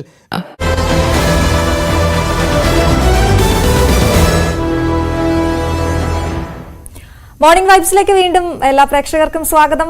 ഒരുപാട് പേര് നമുക്ക് കമന്റ് അയക്കുന്നുണ്ട്. എല്ലാവർക്കും ഗുഡ് മോർണിംഗ് പറയുകയാണ്. അപ്പോൾ അവധി ദിവസമായതുകൊണ്ട് നമ്മളോടൊപ്പം കുറെ പ്രേക്ഷകർ തുടരുന്നുണ്ട്. ഇനി നമ്മുടെ ദേശീയ അന്തർദേശീയ വാർത്തകളുടെ സമയമാണ്. അപ്പോൾ കൃഷ്ണേന്ദു അന്തർദേശീയ വാർത്തകൾക്കായിട്ടൊന്ന് തയ്യാറെടുത്തോളൂ. അപ്പോഴേക്കും ഞാൻ ദേശീയ വാർത്തകൾ പ്രേക്ഷകരിലേക്ക് എത്തിക്കാം പ്ലീസ്. അപ്പോൾ ദേശീയ വാർത്തകളുമായി നമുക്കൊപ്പം രാകേഷ് ചേരുകയാണ്. Rakesh, good morning. Good morning. അപ്പോൾ ഒരുപാട് വാർത്തകളുണ്ട്. ഇന്ന് നമ്മൾ പ്രതീക്ഷിക്കുന്നത് നമുക്ക് കശ്മീരിൽ നിന്ന് തുടങ്ങാമെന്ന് തോന്നുന്നു. കശ്മീരിലെ സ്ഥാനാർത്ഥി പട്ടിക, അതുമായി ബന്ധപ്പെട്ട് എന്തൊക്കെയാണ് പറയാനുള്ളത്? അതെ, തെരഞ്ഞെടുപ്പ് കാലമാണ്. പ്രത്യേകിച്ച് കശ്മീരിലും ഹരിയാനയിലും വോട്ടെടുപ്പ് നടക്കുകയാണ്, തെരഞ്ഞെടുപ്പ് നടക്കുകയാണ്. കശ്മീരിൽ 3 ഘട്ടമായാണ് തെരഞ്ഞെടുപ്പ് നടക്കുന്നത്. അതായത് അടുത്ത മാസം 17-ാം തീയതി ആദ്യഘട്ടം, 2ാം ഘട്ടം 25, 3ാം ഘട്ടം 1-ാം തീയതി, അതായത് ഒക്ടോബർ 1. പക്ഷേ നാളെ പത്രിക സമർപ്പിക്കാനുള്ള അവസാന തീയതിയാണ് 1ാം ഘട്ടത്തിൻ്റെ. ഇതുകൊണ്ട് തന്നെ പല കക്ഷികളും ഇപ്പോൾ തന്നെ സ്ഥാനാർത്ഥികളെ പ്രഖ്യാപിച്ചു കഴിഞ്ഞു. ഇപ്പോൾ ഏറ്റവും ഒടുവിലായി വന്ന 2 പാർട്ടികളുടെ സ്ഥാനാർത്ഥി പട്ടിക എന്ന് പറയുന്നത് ഗുലാം നബി ആസാദിൻ്റെ ആസാദ് പാർട്ടി 13 മണ്ഡലങ്ങളിലെ സ്ഥാനാർത്ഥികളെ പ്രഖ്യാപിച്ചിരിക്കുന്നു. ഒപ്പം ആം ആദ്മി പാർട്ടി 7 മണ്ഡലങ്ങളിൽ സ്ഥാനാർത്ഥികളെ പ്രഖ്യാപിച്ചിരിക്കുന്ന എന്നതാണ് ഏറ്റവും പ്രധാനപ്പെട്ട കാര്യം. ഗുലാം നബി ആസാദിനെ സംബന്ധിച്ച് അദ്ദേഹം കോൺഗ്രസിന്റെ പ്രധാനപ്പെട്ട നേതാവായിരുന്നു. അദ്ദേഹം കോൺഗ്രസ് നിന്ന് ഇറങ്ങിയ ശേഷം രൂപീകരിച്ച പാർട്ടിയാണ് ഡെമോക്രാറ്റിക് പ്രോഗ്രസീവ് ആസാദ് പാർട്ടി. അപ്പോൾ ആ പാർട്ടി ജമ്മു കശ്മീർ തെരഞ്ഞെടുപ്പിൽ എന്തു പ്രകടനം നടത്തുന്നു എന്നത് ദേശീയ രാഷ്ട്രീയം തന്നെ ഉറ്റുനോക്കുന്ന പ്രധാനപ്പെട്ട കാര്യമാണ്. കശ്മീരിൽ പ്രത്യേകിച്ച് 10 വർഷത്തിന് ശേഷം തെരഞ്ഞെടുപ്പ് നടക്കുമ്പോൾ ഗുലാം നബി ആസാദിന്, മുൻ മുഖ്യമന്ത്രി കൂടിയാണ് അദ്ദേഹം അവിടെ, അപ്പോൾ അദ്ദേഹത്തിന്റെ പാർട്ടിക്ക് എന്തു പ്രകടനം നടത്താൻ കഴിയും എന്നുള്ളത് ഏറ്റവും പ്രധാനപ്പെട്ട കാര്യമാണ്. BJPയുടെ തെരഞ്ഞെടുപ്പ് സമിതി യോഗം ഇന്നലെ ചേർന്നിരുന്നു പ്രധാനമന്ത്രിയുടെ അധ്യക്ഷതയിൽ. അപ്പോൾ 90 മണ്ഡലങ്ങളിൽ ഏതാണ്ട് 50 മണ്ഡലങ്ങളിലെ സ്ഥാനാർത്ഥികളുടെ കാര്യത്തിൽ തീരുമാനമായിട്ടുണ്ട്. പ്രഖ്യാപനം വൈകാതെ ഇന്ന് തന്നെ ഉച്ചയ്ക്ക് മുമ്പായി ഉണ്ടാകുമെന്നാണ് BJP നേതാക്കളും വ്യക്തമാക്കിയിട്ടുള്ളത്. ഏതായാലും ജമ്മു കശ്മീർ തെരഞ്ഞെടുപ്പ് ഏറെ നിർണായകമാണ്. നേരത്തെ പറഞ്ഞതുപോലെ അവിടെ ജമ്മു കശ്മീരിലുള്ള പ്രത്യേക അധികാരമൊക്കെ എടുത്തു കളഞ്ഞ ശേഷം നടക്കുന്ന ആദ്യ നിയമസഭാ തെരഞ്ഞെടുപ്പ് എന്ന പ്രത്യേകതയുണ്ട്. അവിടെ എന്തായിരിക്കും പ്രകടനം? അതുകൊണ്ട് തന്നെ ദേശീയ രാഷ്ട്രീയം ഉറ്റുനോക്കുന്ന തെരഞ്ഞെടുപ്പാണ് ജമ്മു കശ്മീരിലേത്. അവിടെ നിന്ന് നമുക്ക് കൊൽക്കത്തയിലേക്ക് വന്നാൽ, കൊൽക്കത്തയിൽ കഴിഞ്ഞ കുറേ ദിവസങ്ങളായി ജൂനിയർ ഡോക്ടറുടെ ബലാത്സംഗ കൊലപാതകത്തിൽ പ്രതിഷേധം തുടരുകയാണ്. ഒരു വശത്ത് CBI അന്വേഷണം ശക്തമായി നടക്കുന്നുണ്ട്. പ്രത്യേകിച്ച് ഇന്നലെ മണിക്കൂറുകളോളം, ഏതാണ്ട് കാലത്ത് ആരംഭിച്ച CBIയുടെ പരിശോധന ഇന്നലെ രാത്രിയാണ് അവസാനിച്ചത്. അതായത് മുൻ പ്രിൻസിപ്പൽ സന്ദീപ് ഘോഷിന്റെ വസതിയടക്കം 15 കേന്ദ്രങ്ങളിലായിരുന്നു പരിശോധന നടത്തിയത്. സന്ദീപ് ഘോഷിനെതിരെ ഇപ്പോൾ ഉള്ളത് ഈ ബലാത്സംഗ കൊലപാതക കേസ് മാത്രമല്ല, ഇന്നലെ പ്രധാനമായും CBI അന്വേഷിച്ചത് അവിടുത്തെ സാമ്പത്തിക ക്രമക്കേടുകളാണ്. നേരത്തെ ബംഗാൾ പോലീസിന്റെ പ്രത്യേക സംഘം ഇതിൽ അന്വേഷണം നടത്തിയിരുന്നു. പിന്നീട് CBI തന്നെ അത് ഏറ്റെടുത്തു. അപ്പോൾ 15 കേന്ദ്രങ്ങളിൽ അവർ ഇന്നലെ പരിശോധന നടത്തി, ചില നിർണായകമായ തെളിവുകൾ ശേഖരിച്ചു, ചിലതൊക്കെ പിടിച്ചെടുത്തു എന്നാണ് ഇപ്പോൾ അന്വേഷണ സംഘം അറിയിക്കുകയും ചെയ്തിട്ടുള്ളത്. അതായത് ഈ കോളേജിൽ നടത്തിയിട്ടുള്ള അഴിമതി, അതായത് കരാറുകൾക്ക് അഴിമതി, ക്യാൻറ്റീൻ നടത്തിപ്പിലെ അഴിമതി, വിവിധ കെട്ടിടങ്ങൾ നിർമ്മാണത്തിലെ അഴിമതി, അങ്ങനെ പല അഴിമതികൾ നടന്നിട്ടുണ്ട് ഇദ്ദേഹം പ്രിൻസിപ്പൾ ആയിരിക്കുന്ന കാലത്ത് എന്നാണ് CBI സംഘം പറയുന്നത്. അപ്പോൾ സന്ദീപ് ഘോഷിന് കൂടുതൽ കാര്യങ്ങൾ കുരുക്കുമുറുകുകയാണ് എന്ന് തന്നെ പറയാം. ഒപ്പം മറുവശത്ത് CBIയുടെ നുണ പരിശോധനയും കഴിഞ്ഞ ദിവസം പൂർത്തിയാവുകയൊക്കെ ചെയ്തിരുന്നു. ഏതായാലും അന്വേഷണം നിർണായക ഘട്ടത്തിലാണ് എന്നാണ് ഇപ്പോൾ CBI അറിയിക്കുകയും ചെയ്തിട്ടുള്ളത്. അവിടെ നിന്ന് ഛത്തീസ്ഗഡിലേക്ക് വരികയാണെങ്കിൽ, ഛത്തീസ്ഗഡിൽ കഴിഞ്ഞ തെരഞ്ഞെടുപ്പ് കാലത്ത് വലിയ ചർച്ചയായൊരു വിഷയമാണ് മഹാദേവ് ആപ്പ് തട്ടിപ്പ്. അതായത് 508 കോടി അന്ന് മുഖ്യമന്ത്രിയായ, ഇപ്പോൾ അധികാരത്തിന് പുറത്തായ ഭൂപേഷ് ബാഗേൽ ഇത്തരത്തിൽ കൈപ്പറ്റി എന്നാണ് പ്രധാനപ്പെട്ട ആരോപണമായി അന്ന് BJP ഒക്കെ ഉന്നയിച്ചിരുന്നത്. ഇപ്പോൾ നേരത്തെ ED ഒക്കെ ഈ കേസ് അന്വേഷിച്ചിരുന്നതാണ്. ഇപ്പോൾ ബാഗേലിനെതിരെ CBI അന്വേഷണത്തിൽ ശുപാർശ ചെയ്തിരിക്കുകയാണ് ഛത്തീസ്ഗഡ് സർക്കാർ എന്നുള്ളതാണ് ഏറ്റവും പ്രധാനപ്പെട്ട കാര്യം. കഴിഞ്ഞ ദിവസം കേന്ദ്ര ആഭ്യന്തരമന്ത്രി അമിത്ഷാ അവിടെ വന്നിരുന്നു. അതിനുശേഷം സംസ്ഥാനത്തെ നേതാക്കളുമായി കൂടിക്കാഴ്ച നടത്തിയ ഈ കൂടിക്കാഴ്ചയ്ക്ക് ശേഷമാണ് ഇത്തരം തീരുമാനത്തിലേക്ക് ഇപ്പോൾ സംസ്ഥാന സർക്കാർ ഇത്തരമൊരു ശുപാർശ നൽകിയിരിക്കുന്നത് എന്നാണ് ഇപ്പോൾ റിപ്പോർട്ടുകൾ പുറത്തു വന്നിരിക്കുന്നത്. ഭൂപേഷ് ബഘേലിനെ സംബന്ധിച്ച് അത് തിരിച്ചടിയാണ്. കാരണം ഭൂപേഷ് ബഘേൽ കോൺഗ്രസിന്റെ പ്രധാനപ്പെട്ട നേതാവാണ്, ദേശീയ തലത്തിൽ തന്നെ പ്രധാനപ്പെട്ട ചുമതലകൾ കൈകാര്യം ചെയ്യുന്ന നേതാവാണ് ഈ ഘട്ടത്തിൽ. അപ്പോൾ അദ്ദേഹത്തിന്റെ CBI അന്വേഷണം കൂടി കൊണ്ടുവരികയാണ് അവിടെ സംസ്ഥാനം ഭരിക്കുന്ന BJP. അതായത് കള്ളപ്പണം വെളുപ്പിച്ചു എന്നാണ് ഈ ആപ്പിലൂടെ കള്ളപ്പണം വെളുപ്പിച്ചു എന്ന ആരോപണമാണ് നേരിടുന്നത്. ഇത് ഉടമകളൊക്കെ നേരത്തെ തന്നെ, നടത്തിപ്പുകാരൊക്കെ നേരത്തെ തന്നെ അറസ്റ്റിലായതാണ്. പക്ഷേ ബഘേലിനെതിരായ ആരോപണം ഇവരിൽ നിന്ന് 508 കോടി രൂപ കൈപ്പറ്റി എന്നുള്ളതാണ്. അതേതായാലും വരും ദിവസങ്ങളിൽ ദേശീയ രാഷ്ട്രീയത്തിൽ വലിയ ചർച്ചയ്ക്ക് ഏതായാലും വഴിവെക്കാനുള്ള സാധ്യതയുമുണ്ട്. ഇതൊക്കെയാണ് ഇന്നത്തെ ദേശീയ തലത്തിൽ നമ്മൾ പ്രതീക്ഷിക്കുന്ന വാർത്തകളും വാർത്താ തുടർച്ചകളും. അപ്പോൾ താങ്ക് യു, നല്ലൊരു ദിവസം ആശംസിക്കുകയാണ്. നമുക്ക് ഒരു ഇടവേള എടുത്ത ശേഷം നിരവധി വാർത്തകളുണ്ട്. ഒരു ഇടവേളയിലേക്ക് പോകാം.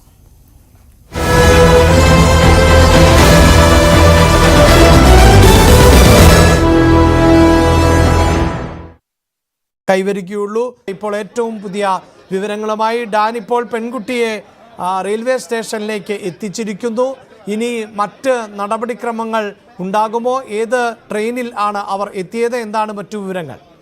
സമയം മുമ്പാണ് തിരുവനന്തപുരത്ത് നാലംഗ സംഘം, അതായത് കഴക്കൂട്ടം SI രഞ്ജിത്തിന്റെ നേതൃത്വത്തിൽ വനിതാ പോലീസുകാർ അടങ്ങിയ നാലംഗ സംഘമാണ് 13-കാരിയുമായി തിരുവനന്തപുരത്തേക്ക് മടങ്ങിയെത്തിയിരിക്കുന്നത്. സ്വാഭാവികമായി ഈ കേസ്, ഈ കുട്ടിയെ കാണാതായ കേസ് രജിസ്റ്റർ ചെയ്തത് കഴക്കൂട്ടം സൈബർ സിറ്റി പോലീസ് സ്റ്റേഷനിലായിരുന്നു. അതുകൊണ്ട് തന്നെ ജൂറിസ്ഡിക്ഷനായി കടന്നു വരുന്നത് ആറ്റിങ്ങലായിരിക്കും. സ്വാഭാവികമായി ആറ്റിങ്ങൽ മജിസ്ട്രേറ്റിന് മുമ്പാകെ കുട്ടിയെ ഹാജരാക്കേണ്ടതുണ്ട്. അതുവരെ കുട്ടിയെ ചൈൽഡ് വെൽഫെയർ കമ്മിറ്റിയിൽ, ശിശുക്ഷേമ സമിതിയുടെ സംരക്ഷണയിൽ കഴിയും എന്ന വിവരങ്ങളാണ് നമുക്ക് ലഭ്യമാകുന്നത്. കുട്ടി നൽകുന്ന അടിസ്ഥാനത്തിലായിരിക്കും അൻവർ ഹുസൈൻ അച്ഛനും അമ്മയ്ക്കുമൊപ്പം, ആ കുടുംബാംഗങ്ങൾക്കൊപ്പം കുട്ടിയെ വിടണമോ എന്ന കാര്യത്തിലേക്ക് ഒരു അന്തിമമായ തീരുമാനത്തിലേക്ക് എത്തുക. അവർ പൂർണ്ണമായി ഇവിടെ നിന്ന് തിരികെ ആസാമിലേക്ക് മടങ്ങാനായിട്ടുള്ള ഒരു നീക്കം നടത്തുന്നുണ്ട് എന്നാണ് നമുക്ക് ലഭ്യമാകുന്ന സൂചന. ഇത് ഇത്തരത്തിൽ ഒരു വലിയ തരത്തിൽ വാർത്തയായി മാറുകയും സ്വാഭാവികമായി അതിന്റെ ഒരു മാനസിക പ്രയാസങ്ങളൊക്കെ അൻവർ ഹുസൈൻ ഉണ്ട്. അതുകൊണ്ട് തന്നെ തിരികെ സ്വന്തം നാട്ടിലേക്ക് മടങ്ങുന്നതിനെ പറ്റി അവർ ആലോചിക്കുന്നു എന്ന വിവരങ്ങൾ കൂടി നമുക്ക് ഈ ഘട്ടത്തിൽ ലഭിക്കുന്നുണ്ട്. എന്തായാലും പോലീസിന്റെ വിശദമായ അന്വേഷണം, ഈ കുട്ടി ഇവിടെ നിന്ന് വീട് വിട്ടു പോകാൻ ഇടയായ സാഹചര്യത്തെക്കുറിച്ച് വിശദമായ അന്വേഷണം പോലീസ് നടത്തിക്കൊണ്ടിരിക്കുകയാണ്. സ്വാഭാവികമായി കുട്ടി ഇനി നൽകുന്ന മൊഴിയുടെ അടിസ്ഥാനത്തിലായിരിക്കും ഈ മാതാപിതാക്കളെ സ്റ്റേഷനിൽ വിളിച്ചു വരുത്തി ചോദ്യം ചെയ്യുന്നതടക്കമുള്ള തുടർ നീക്കങ്ങൾ പോലീസിന്റെ ഭാഗത്ത് നിന്ന് ഉണ്ടാകുക. എന്തായാലും നേരത്തെ സൂചിപ്പിച്ച പോലെ 37 മണിക്കൂർ കേരളത്തെ മുഴുവൻ അക്ഷരാർത്ഥത്തിൽ ആശങ്കയുടെ മുൾമുനയിൽ നിർത്തിയതിനു ശേഷമാണ് വിശാഖപട്ടണത്ത് നിന്ന് ഈ 13-കാരിയെ ട്രെയിനിൽ ക്ഷീണിച്ച അവസ്ഥ നിലയിൽ ഉറങ്ങുന്ന അവസ്ഥയിൽ കണ്ടെത്തുന്ന സാഹചര്യം മലയാളി സമാജം പ്രവർത്തകരുടെയൊക്കെ നേതൃത്വത്തിൽ ഉണ്ടാകുന്നത്. സ്വാഭാവികമായി നമുക്കറിയാം, 13 വയസ്സ് മാത്രം പ്രായമുള്ള ഒരു പെൺകുട്ടി, കൈവശം 50 രൂപ മാത്രം, 1650 കിലോമീറ്ററുകൾക്കപ്പുറത്ത് 3 സംസ്ഥാനങ്ങൾ പിന്നിട്ട് വിശാഖപട്ടണം വരെ എങ്ങനെ തനിച്ച് പോയി എന്ന ചോദ്യം അത് എല്ലാവരെയും ഞെട്ടിച്ചു കളഞ്ഞിരുന്നു. കാരണം കന്യാകുമാരിക്ക് അപ്പുറത്തേക്ക് അല്ലെങ്കിൽ ഈ പാറശാലയ്ക്ക് അപ്പുറത്തേക്കൊന്നും ഈ കുട്ടി പോകാനുള്ള സാധ്യത ഇല്ല എന്നൊരു വിലയിരുത്തലായിരുന്നു ആദ്യം പരിശോധനകൾ വിവിധ റെയിൽവേ സ്റ്റേഷനുകൾ കേന്ദ്രീകരിച്ചുകൊണ്ട് നടന്നത്. പക്ഷേ അതിനൊക്കെ അപ്പുറത്തേക്ക് 3 സംസ്ഥാനങ്ങൾ പിന്നിട്ട് ഒടുവിൽ വിശാഖപട്ടണം വരെ ഈ കുട്ടി എത്തി എന്ന് പറഞ്ഞത് അക്ഷരാർത്ഥത്തിൽ കേരളത്തെ മുഴുവൻ സ്തംഭിപ്പിച്ച ഒരു സംഭവമാണ്. അതുകൊണ്ട് തന്നെ അവളുടെ മനോധൈര്യം അത് ഭയങ്കരമാണ് എന്ന് അന്ന് ഈ കണ്ടെത്തുന്ന സമയത്ത് ഒപ്പമുണ്ടായിരുന്ന മലയാളി സമാജം പ്രവർത്തകരടക്കം വ്യക്തമാക്കുകയും ചെയ്തതാണ്. എന്തായാലും കേരളത്തെ സംബന്ധിച്ച് വലിയൊരു ആശങ്കയുടെ മണിക്കൂറുകളാണ്. 37 മണിക്കൂറുകൾക്കപ്പുറത്ത് മാറിപ്പോയത്. അവൾ തിരികെ നാട്ടിലേക്ക് എത്തുമ്പോൾ മറ്റൊരു സംസ്ഥാനത്ത് നിന്നുള്ള ഒരു കുട്ടിയാണെങ്കിലും മലയാളം അല്ലെങ്കിൽ കേരളക്കരെ അവളെ നെഞ്ചോട് ചേർക്കുകയാണ്. സ്വാഭാവികമായി വലിയ ഒരു സന്തോഷത്തോടെയാണ് കേരള പോലീസ് സംഘം അവളുമായി തിരികെ തിരുവനന്തപുരത്തേക്ക് മടങ്ങിയെത്തിയിരിക്കുന്നത്. വളരെ പ്രധാനപ്പെട്ട ഒരു വാർത്തയിലേക്കാണ് പോകുന്നത്. കഴക്കൂട്ടത്ത് നിന്ന് കാണാതായ 13 വയസ്സുകാരിയെ കേരളത്തിലേക്ക് തിരികെ എത്തിച്ചിരിക്കുന്നു. ദിവസങ്ങൾക്ക് ശേഷം ആണ് വിശാഖപട്ടണത്ത് നിന്ന് നിയമ നടപടികൾ പൂർത്തിയാക്കി അസം സ്വദേശിനിയായ 13-കാരി ഇപ്പോൾ കേരളത്തിലേക്ക് തിരികെ എത്തിച്ചിട്ടുള്ളത്. ഇനി പെൺകുട്ടിയുടെ നിലപാട്, അതോടൊപ്പം തന്നെ കോടതിയുടെ ഭാഗത്തു നിന്നുണ്ടാകുന്ന പ്രതികരണങ്ങൾ ഒക്കെ വ്യക്തമായതിനു ശേഷം ആയിരിക്കും പെൺകുട്ടിയെ എവിടെ ഏൽപ്പിക്കണം എന്നതുൾപ്പെടെയുള്ള കാര്യങ്ങളിൽ വ്യക്തത കൈവരിക്കുകയുള്ളൂ. ഇപ്പോൾ ഏറ്റവും പുതിയ വിവരങ്ങളുമായി ഡാൻ ഇപ്പോൾ പെൺകുട്ടിയെ റെയിൽവേ സ്റ്റേഷനിലേക്ക് എത്തിച്ചിരിക്കുന്നു. ഇനി മറ്റ് നടപടിക്രമങ്ങൾ ഉണ്ടാകുമോ? ഏത് ട്രെയിനിൽ ആണ് അവർ എത്തിയത്? എന്താണ് മറ്റു വിവരങ്ങൾ? സമയം മുമ്പാണ് തിരുവനന്തപുരത്ത് 4-അംഗ സംഘം, അതായത് കഴക്കൂട്ടം SI രഞ്ജിത്തിന്റെ നേതൃത്വത്തിൽ വനിതാ പോലീസുകാർ അടങ്ങിയ 4-അംഗ സംഘമാണ് 13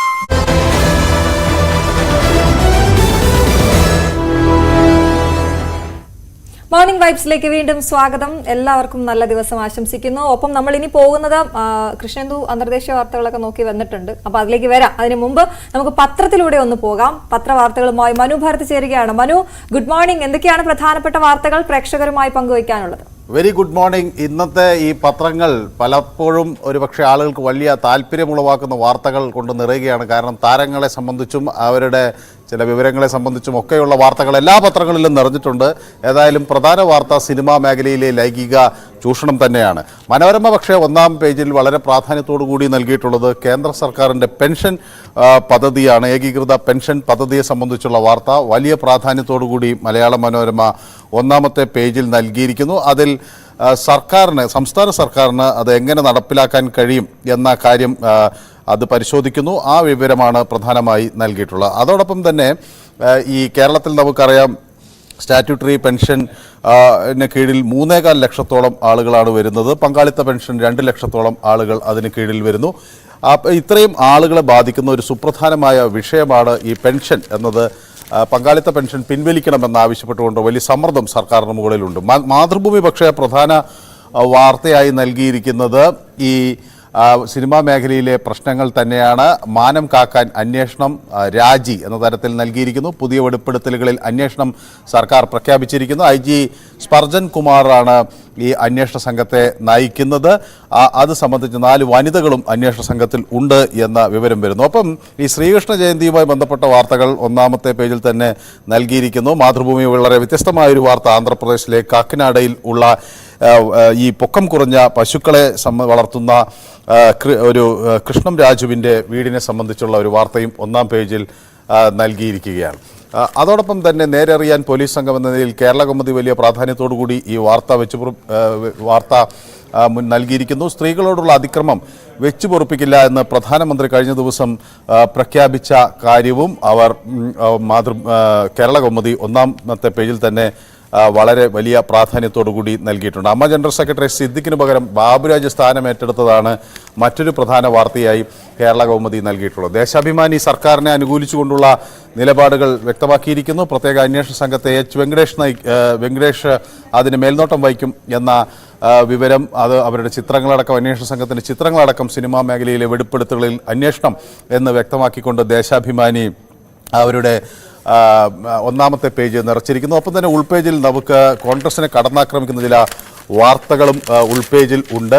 അതിൽ ഏറ്റവും പ്രധാനം ഈ എൽദോസ് കുന്നപ്പള്ളി മുതൽ വിൻസെന്റ് വരെയുള്ള MLA-മാരെ സംബന്ധിക്കുന്ന കാര്യങ്ങളും പറയുന്നു. ഇത്രയും കേസുകളിൽ പ്രതികളായവരാണ് ഇപ്പോൾ സർക്കാരിനെ വിമർശിക്കുന്നത് എന്ന ആരോപണവും ദേശാഭിമാനി മുന്നോട്ട് വയ്ക്കുന്നു. ഇനി അണിയറയിൽ നടന്നത് എന്തെന്നറിയാൻ പോലീസ് നീക്കം നടത്തുന്നു എന്ന് മംഗളം വാർത്ത നൽകിയിരിക്കുന്നു. അമ്മയറിയാൻ രാജിക്ക് തയ്യാറായി മോഹൻലാലും എന്ന ഒരു തലക്കെട്ടോടുകൂടിയുള്ള വാർത്തയും മംഗളം ഒന്നാമത്തെ പേജിൽ തന്നെ നൽകിയിരിക്കുന്നു. വാളെടുത്ത് വനിതകൾ, കളം ഒഴിഞ്ഞ് സിദ്ദിഖും രഞ്ജിത്തും എന്നാണ് മംഗളത്തിൻ്റെ തലക്കെട്ട്. അതേസമയം ഈ ഹിസ്ബുൾ അതിൻ്റെ ആക്രമണം ആണ് പ്രധാനമായും ഹിന്ദു തലക്കെട്ടായി നൽകിയിരിക്കുന്നത്. ലെബനൻ കേന്ദ്രീകരിച്ച് നടക്കുന്ന ഈ ആക്രമണം സംബന്ധിച്ച് ഒന്നാമത്തെ പേജിൽ ഹിന്ദു നൽകിയിരിക്കുന്നു. പക്ഷേ ഒപ്പം തന്നെ സിദ്ദിഖിൻ്റെ രാജിയും അതോടൊപ്പം തന്നെ രഞ്ജിത്തിൻ്റെ സ്ഥാനമൊഴിയിലും ഒക്കെ ഹിന്ദുവും വളരെ പ്രാധാന്യത്തോടുകൂടി നൽകിയിരിക്കുന്നു. പ്രത്യേക അന്വേഷണ സംഘത്തിൻ്റെ വിവരങ്ങളും ഹിന്ദു അവരുടെ ഒന്നാമത്തെ പേജിൽ തന്നെ നൽകിയിട്ടുണ്ട്. ടൈംസ് ഓഫ് ഇന്ത്യയും വളരെ പ്രാധാന്യത്തോടു കൂടിയാണ് രഞ്ജിത്ത് സിദ്ദിഖിൻ്റെ വാർത്തകൾ നൽകിയിരിക്കുന്നത്. പക്ഷേ ഇവിടെ ഒന്നാമത്തെ പേജിൽ തന്നെ പ്രധാനമന്ത്രിയുടെ പ്രസ്താവന, state government must act on crime against woman എന്ന് പ്രധാനമന്ത്രി പറഞ്ഞിട്ടുള്ള കാര്യം വളരെ വലിയ പ്രാധാന്യത്തോടു കൂടി നൽകിയിരിക്കുന്നു. അന്താരാഷ്ട്ര വാർത്ത എന്ന നിലയിൽ ഇസ്രായേൽ നേരെയുള്ള ഹിസ്ബുളിൻ്റെ ആക്രമണം, ഗാസയിൽ അതായത് മെഡിറ്ററേനിയൻ കടൽ ഇനിയും ശാന്തമാകില്ല എന്ന സൂചനകൾ നൽകുന്ന ഈ വാർത്തകൾ കൂടി ദ ടൈംസ് ഓഫ് ഇന്ത്യ വളരെ പ്രാധാന്യത്തോടു കൂടി ഒന്നാമത്തെ പേജിൽ നൽകിയിരിക്കുന്നു. ഇതൊക്കെയാണ് ഇന്നത്തെ പ്രധാന വാർത്തകൾ. ഏറ്റവും പ്രാധാന്യത്തോടുകൂടി ഉൾപ്പെടുത്തിയിട്ടുള്ളത് സിനിമാ രംഗത്ത് നിന്ന് ഉയർന്നു വരുന്ന വാർത്തകളാണ് എന്ന കാര്യത്തിൽ സംശയമില്ല. വിശദമായി തന്നെ പത്രവിശേഷങ്ങളിലൂടെ പോയത്. അപ്പോൾ ഒരു പത്രം മാത്രം വരുത്തുന്ന പ്രേക്ഷകർക്ക് നമ്മൾ എല്ലാ പത്രത്തിലെയും വാർത്തകൾ എത്തിച്ചു ഞങ്ങൾ വിചാരിക്കുന്നു. അപ്പൊ ഇനി നമുക്ക് അന്തർദേശീയ വാർത്തകളിലേക്ക് പോകാം. കൃഷ്ണേന്ദു, എന്താണ് അന്തർദേശീയ തലത്തിൽ നമുക്കറിയാം വളരെ കാലമായി, അതായത് 10 മാസത്തിലേറെയായി ഈ ഇസ്രായേൽ ഹമാസ് യുദ്ധം ഇങ്ങനെ നടന്നുകൊണ്ടിരിക്കുകയാണ്. അപ്പോൾ ഇതിനിടയിൽ ഈ സീസ് ഫയർ, അതായത് വെടിനിർത്തൽ ചർച്ചകളും പീസ് ടോക്സും ഒക്കെ നടന്നുകൊണ്ടിരിക്കുകയാണ്. അമേരിക്ക, ഈജിപ്ത്, ഖത്തറൊക്കെ മുന്നിലെത്തി ഇതിനു വേണ്ടിയുള്ള എല്ലാ ശ്രമങ്ങളും നടത്തുകയാണ്. അപ്പോൾ എന്തായാലും ഇപ്പോൾ ലേറ്റസ്റ്റ് ആയിട്ടുള്ള ആ ഒരു പീസ് ടോക്സ് ഹമാസ് നിരസിച്ചിട്ടുണ്ട്. കാര്യം അത് അമേരിക്ക ഇസ്രായേലിനെ ഫേവർ ചെയ്തിട്ടാണ് ഈ ഒരു കരാറിൽ ഏർപ്പെട്ടിരിക്കുന്നത് എന്ന് പറഞ്ഞ് ഹമാസ് ഇത് നിരസിച്ചു. അപ്പോൾ അതേസമയം ഈ ഒരു പീസ് ടോക്സ് ഇങ്ങനെ നടന്നുകൊണ്ടിരിക്കുന്ന അതേസമയം ഞായറാഴ്ച ഇസ്രായേലും ഹിസ്ബുള്ളയും തമ്മിൽ വലിയ തോതിലുള്ളൊരു അക്രമം ഉണ്ടായിട്ടുണ്ട്. അപ്പോൾ അതിൻ്റെ വിഷ്വൽസ് ആണ് നമ്മൾ ഈ കണ്ടുകൊണ്ടിരിക്കുന്നത്. അതാണ് ഇപ്പോൾ നമുക്കൊപ്പം സ്റ്റീഫൻ ചേരുന്നു ഇസ്രായേലിൽ നിന്നും. Stephen, very good morning. Good morning. Yes Stephen, ഇപ്പോൾ എന്താണ് അവിടുത്തെ ഒരു അവസ്ഥ? കാര്യം ഒരു എമർജൻസി പ്രഖ്യാപിച്ചിട്ടുണ്ട്. അപ്പൊ അതേ തുടർന്നുള്ള വിശേഷങ്ങളൊക്കെ എന്താണ്? ഇവിടെ ഇപ്പം 48 hours എമർജൻസി പ്രഖ്യാപിച്ചിട്ടുണ്ട്. ഓക്കേ, പറഞ്ഞോളൂ, കേൾക്കാം. 48 hours എമർജൻസിയാണ്. അപ്പം ഇന്നലെ വെളുപ്പിനെയൊക്കെ ഭയങ്കരമായിട്ട് ബോംബിംഗ് ഉണ്ടായിരുന്നു. പിന്നെ അത് ഒരു ഉച്ചയോടി ഏകദേശം അത് കുറഞ്ഞിട്ടുണ്ട്. പിന്നെ അതിനുശേഷം വലിയ പ്രശ്നങ്ങളൊന്നും ഉണ്ടായിട്ടില്ല. പിന്നെ കാഷ്വാലിറ്റീസും വളരെ കുറവാണ്. നല്ല ബോംബിംഗ് ആയിരുന്നു. കാര്യം ഇന്നലെ വെളുപ്പിനെയൊക്കെ ഭയങ്കര ബോംബിംഗ് ആയിരുന്നു. പിന്നെ ഈ പറഞ്ഞ ഒരു ജിയോഗ്രാഫിക്കൽ സ്ട്രക്ചർ അനുസരിച്ചിട്ട് ഈ പറഞ്ഞ ഈ ബോർഡറിൽ വലുതായിട്ട് ഈ പറഞ്ഞ ആൾക്കാർ വലുതായിട്ട് ഉള്ളൊരു സ്ഥലമല്ല. അതായത് മറ്റുള്ള പട്ടണം പോലെ ഉള്ളൊരു സ്ഥലമല്ല ഈ പറഞ്ഞ ബോർഡർ, ഈ പറഞ്ഞ സ്ഥലം. അതുകൊണ്ട് വലിയ കാഷ്വാലിറ്റീസ് ഒന്നും ഉണ്ടായിട്ടില്ല. പിന്നെ കുറച്ച് നമ്മുടെ ഈ കുറച്ച് മലയാളീസ് അവിടെ ഉണ്ട്. മീൻസ് അഗ്രികൾച്ചർ വിഷയിൽ വന്ന കുറച്ച് ആൾക്കാരുണ്ട്. അപ്പം നമ്മൾ അന്വേഷിച്ചപ്പോൾ അവരൊക്കെ സേഫാണ്. വേറെ വലിയ പ്രശ്നങ്ങൾ ഇതുവരെ ഉണ്ടായിട്ടില്ല. പക്ഷെ ഭയങ്കര ബോംബിങ് ഇന്നലെ ഒക്കെ ഉണ്ടായിരുന്നു. പിന്നെ ഇന്ന് ഇതുവരെ വേറെ പ്രശ്നങ്ങളൊന്നുമില്ല. ഇപ്പൊ ഇവിടെ ഏർലി മോർണിംഗ് ആണ് ഇപ്പൊ ഇവിടെ. ഇതുവരെ വേറെ പ്രശ്നങ്ങൾ ഉണ്ടായിട്ടില്ല. ഗവൺമെന്റ് തലത്തിൽ എന്തെങ്കിലും പ്രിക്കോഷൻസ് എടുത്തിട്ടുണ്ടോ സ്റ്റീഫൻ? നമുക്ക് അതിനെക്കുറിച്ചുള്ള വിവരങ്ങൾ എന്താണ്? ഗവൺമെന്റ് തലത്തിൽ എന്ന് പറഞ്ഞാല് ഇതുവരെ ഇവിടെ എല്ലാരും സേഫാണ്. വേറെ പ്രശ്നങ്ങളൊന്നും ഉണ്ടായിട്ടില്ല. കാര്യം എന്നാലും പ്രത്യേകിച്ച് നമ്മുടെ മലയാളികള് കുറച്ച് ആൾക്കാരുണ്ട്. അവര് ഇത്തിരി പാനിക്കാണ്. കാര്യം എന്ന് പറഞ്ഞാൽ ലാസ്റ്റ് ടൈമില് നമ്മുടെ കൊല്ലത്തുണ്ടായിരുന്ന ഒരാള് ഈ പറഞ്ഞ കണക്ക് ഇതിനു മുമ്പൊരു പ്രശ്നം ഉണ്ടായിരുന്ന സമയത്ത് ഒരാൾ മരിച്ചിട്ടുണ്ടായിരുന്നു. കാര്യം ബോർഡർ സൈഡിൽ കുറച്ച് ഈ പറഞ്ഞ കണക്ക് ഫാമിൽ കുറച്ച് ആൾക്കാർ വർക്ക് ചെയ്യുന്നുണ്ട്. നിങ്ങൾ തമ്മിലുള്ള കമ്മ്യൂണിക്കേഷൻസ് ഒക്കെ നടക്കുന്നുണ്ടോ? മലയാളികളുടെ ഒരു ഗ്രൂപ്പ്, നിങ്ങളുടെ ഒരു കൂട്ടായ്മയൊക്കെ ഉണ്ടോ അവിടെ? ഞങ്ങളുടെ കുറെ വാട്സാപ്പ് കൂട്ടായ്മയും പിന്നെ ഞങ്ങളുടെ കുറെ ഫ്രണ്ട്സ് അങ്ങനെയൊക്കെയുള്ള ആൾക്കാരൊക്കെ ഞങ്ങൾ എപ്പോഴും കോണ്ടാക്ട് ചെയ്യുന്നുണ്ട്. അപ്പൊ ഇപ്പൊ ആശങ്കപ്പെടേണ്ട സാഹചര്യം ഇല്ല എന്നുള്ളൊരു ഒരു ഭയം മാറ്റുന്നുണ്ടല്ലോ അല്ലെ നിങ്ങൾ അങ്ങോട്ടും ഇങ്ങോട്ടും? വേറൊന്നല്ല, ലാസ്റ്റ് ടൈമില് ഒരാള് മരിച്ചുകൊണ്ടുള്ളൊരു പ്രശ്നം മാത്രമേ അങ്ങനെ പേടിയും അങ്ങനെ പ്രശ്നങ്ങൾ. പിന്നെ എന്ത് സംഭവിക്കുമെന്ന് നമുക്ക് പറയാനും പറ്റാത്തൊരു സാഹചര്യമാണ്. ശരി ശരി, വളരെയധികം നന്ദി. പിന്നെ ഈ പറഞ്ഞോളൂ. പിന്നെ ഈ പറഞ്ഞ കണക്ക് ഇപ്പം ഫ്ലൈറ്റ്സ് എല്ലാം ക്യാൻസൽഡ് ആയി. അപ്പൊ ആൾക്കാർക്ക് പോകാനും പറ്റാത്തൊരു സാഹചര്യമാണ്. ഈ നാട്ടിലേക്ക് വരാനൊക്കെ ആലോചിക്കുന്നുണ്ടോ ആരെങ്കിലും ഒക്കെ? പിന്നെ ഇനിയിപ്പം ഓണമൊക്കെ വരുന്നല്ലേ, അപ്പം അങ്ങനെയൊക്കെ കുറെ ബുദ്ധിമുട്ടുകളുണ്ട്. അപ്പം ഇന്നലെയൊക്കെ പോയൊരു ഓൾറെഡി എയർ ഇന്ത്യ ക്യാൻസൽഡ് ആണ്. പിന്നെ അത് കൂടാതെ തന്നെ ഇപ്പം ഇന്നലെ പോകാനായിട്ടിരുന്ന ആൾക്കാരൊക്കെ എത്യോപ്യൻ ഫ്ലൈറ്റ്സ് ഒക്കെ ആയിരുന്നു. അതൊക്കെ എയർപോർട്ടിൽ വെച്ച് ഇവിടെ എയർപോർട്ടിൽ ചെന്നപ്പോഴത്തേക്കാണ് ഫ്ലൈറ്റ് ക്യാൻസൽ ആയി. പിന്നെ അവരൊക്കെ തിരിച്ചു വന്നു. കാര്യം 48 hours എമർജൻസി ഡിക്ലെയർ ചെയ്തുകൊണ്ട് അങ്ങനെയൊക്കെ ഉള്ളൊരു ബുദ്ധിമുട്ട്. അപ്പം അങ്ങനെയും പ്രശ്നങ്ങളുണ്ട്.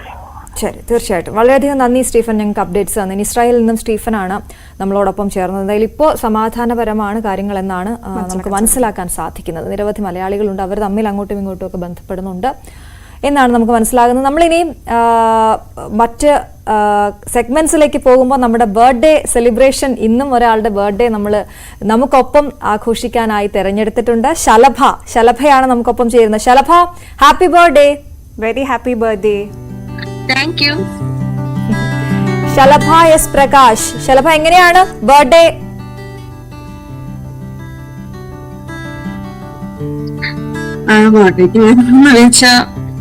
വൈകിട്ട് കേക്ക് കട്ട് ചെയ്യാന്നുണ്ട്. എവിടെയാ സ്ഥലം? എവിടെയാ ശലഭ?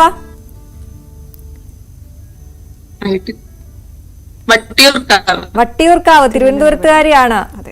ഓക്കെ, അപ്പൊ എങ്ങനെയാ ബർത്ത്ഡേ സെലിബ്രേഷൻ? എങ്ങനെയാ? കേക്ക് വീട്ടിൽ കട്ട് ചെയ്യുന്നേ ഉള്ളോ? ഫ്രണ്ട്സ് ഒക്കെ വരുവോ? ഇന്നലെ രാത്രി എന്തെങ്കിലും സർപ്രൈസ് കിട്ടിയോ?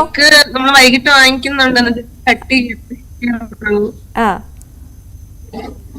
ഇന്നലെ രാത്രി എന്തെങ്കിലും സർപ്രൈസ് കിട്ടിയോ ശലഭയ്ക്ക്?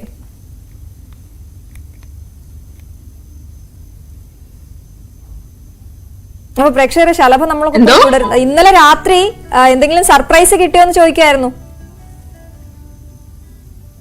ഇല്ല, എന്റെ അമ്മാമ്മക്ക് ഈയിടയ്ക്ക് ഹാർട്ട് അറ്റാക്ക് ആയിരുന്നു. അങ്ങനെ ഒന്നും പ്രത്യേകിച്ച് ചെയ്യാൻ പറ്റില്ല. പിന്നെയാണ് ഈ ഒരു ഇതിന്റെ ന്യൂസിൽ കണ്ടത്. അപ്പൊ അങ്ങനെയെങ്കിലും ഒന്ന് ഇതിലോട്ട് കേറാലോ എന്ന് പറഞ്ഞാണ്. ഓക്കെ. അപ്പൊ അമ്മമ്മ വേഗം സുഖമാവട്ടെ. അത് അപ്പൊ എന്തായാലും ഇനി ഞാൻ ചോദിക്കുന്നത്, പുറത്തു പോകുന്നുണ്ടോ ഇന്ന് കൂട്ടുകാരുമായിട്ടൊക്കെ? എന്താ ചെയ്യുന്ന ശലഭ? പോകുന്നുണ്ട്. ജസ്റ്റ് ഒന്ന് ഔട്ടിങ്ങിന് വേണ്ടി പോകുന്നുണ്ട്. എന്താ ചെയ്യുന്നേ?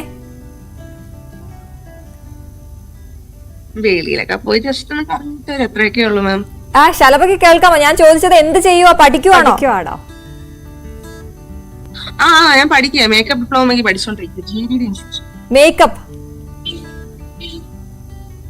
ഹലോ, ആ കേൾക്കാം, പറഞ്ഞോളൂ ശലഭ, കാണുന്നുണ്ട് ഞങ്ങൾക്ക്. GED ഇൻസ്റ്റിറ്റ്യൂഷനിൽ പഠിച്ചോണ്ടിരിക്കുക, പേരൂർക്കടയില്, മേക്കപ്പ് ഡിപ്ലോമ. ഓ, മേക്കപ്പ് ഡിപ്ലോമ, അടിപൊളി. അപ്പൊ അവരുമായിട്ട് അവിടുത്തെ ഫ്രണ്ട്സുമായിട്ടൊക്കെ പുറത്തേക്ക് പോകുന്നുണ്ടല്ലേ? ഇല്ല, അവരുമായിട്ടൊന്നും പുറത്തു പോകുന്നില്ല.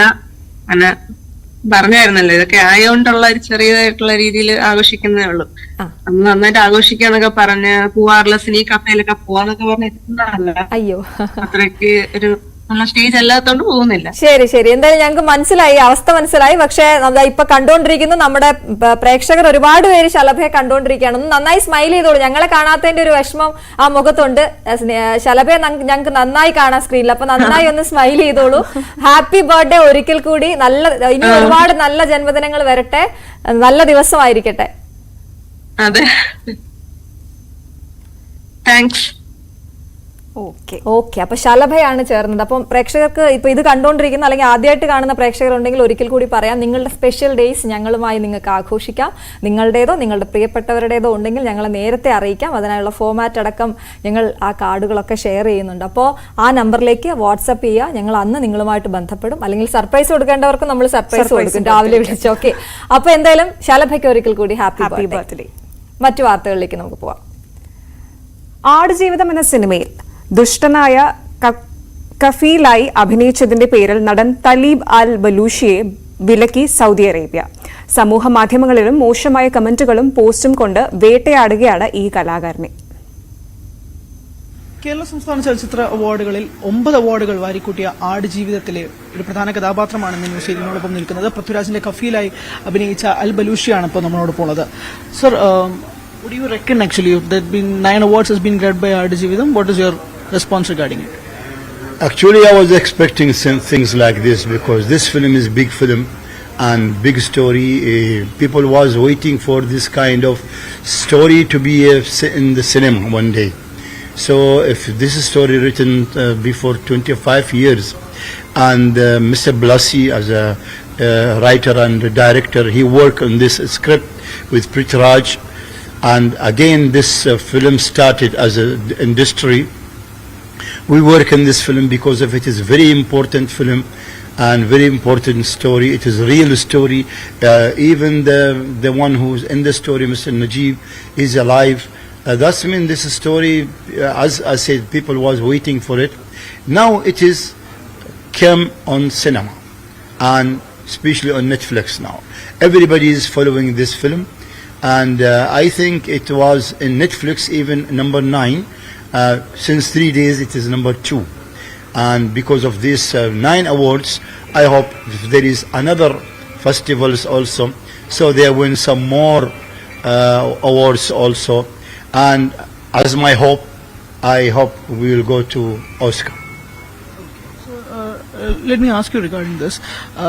There's been so much hatred for your character in the movie, especially from the Malayalis. How do you take that? I mean, especially the Malayalis who think that Kafil was such a rude guy who used to beat up Najib for no reasons as well. Actually, we also know why you guys been doing this, the character itself. So that hatred towards their character, you take it positively? Well, I read this script before and there was a deal between me and Mr. Blassi how to do this character. He is a big director. He was also taking care of me, what to say, what to do. Beyond that, I am a long time. I'm working in I'm acting. My most characters, he is a villain in my life. So I think I have done the right character. The right sequences and what I have done, it has to be like this. Otherwise, why I am villain? It is as per the story itself. I know there is a difference between the story itself and writing a script for a story and shift it from story to cinema. It has been a little more. There is a script written and there is a story reading. There is difference between reading a story and making a film. That's mean everything will be, if the story is 10, that's mean film has to be 90. So it was very excellent for me doing that. And I think, as you say, everybody hate me, but I think they love me at the same time. So the real issue is something is happening around in your life as well, right? Not so much good, especially because you acted in this film. Can I know more details about it? This will happen. It's a normal thing. I think also if you watch the film, in the beginning it is written that this story not begins to any country, anything. It's a normal story. It's a real story. Happened in maybe in a bad time, in a bad person, in a bad position, in a bad place. This is happened with one person. I think there is not this much Najib. If Najib is one, there is more than 1,000, maybe now there is more than 30 million Indians in the Gulf area. They are happy, they are living very good and well, and they are merchants. There is millionaires, there are milliardaires, they are Indians all, and from Gulf. They are working in Gulf area. Everybody is going, and especially in Kerala, I think 60% of these people in each house, they are working in Gulf area. There is no problem like this much. There might be something like this because the kafir is very tough, not giving, doing. This story happened to Najib, but maybe will happen for 10 also. Seems like Najib, but I think in that 10 there is 90%. They are happy in Gulf. But there has been hatred going around you in your personal life as well, right? I mean, you've been banned from Saudi Arabia due to this character, and there have been so many social media trollings regarding your character as well. How do you take it? It's normal. I accept everything. Do you think it is normal to ban a person just because of the character that he has played? It's dependent what? It's dependent they understand what is the mean of industry, what is making a film. But sometimes they feel that maybe this character and this scene or this film is talking bad about my country, about me. I think this story not only in Saudi Arabia happened. This is happening in all the Gulf area and all the world. I don't think there is no something like this, even in India itself, even in England or America and any place. There is many problems with laborers and in the countries where they are working in the companies, they're working in the factories, they're working in the houses, they're working in desert, any place. Even here, there is a poor people, and there is merchant people, and there is happy people, and there is sad people. It's the life. It's like this. So I think it's normal.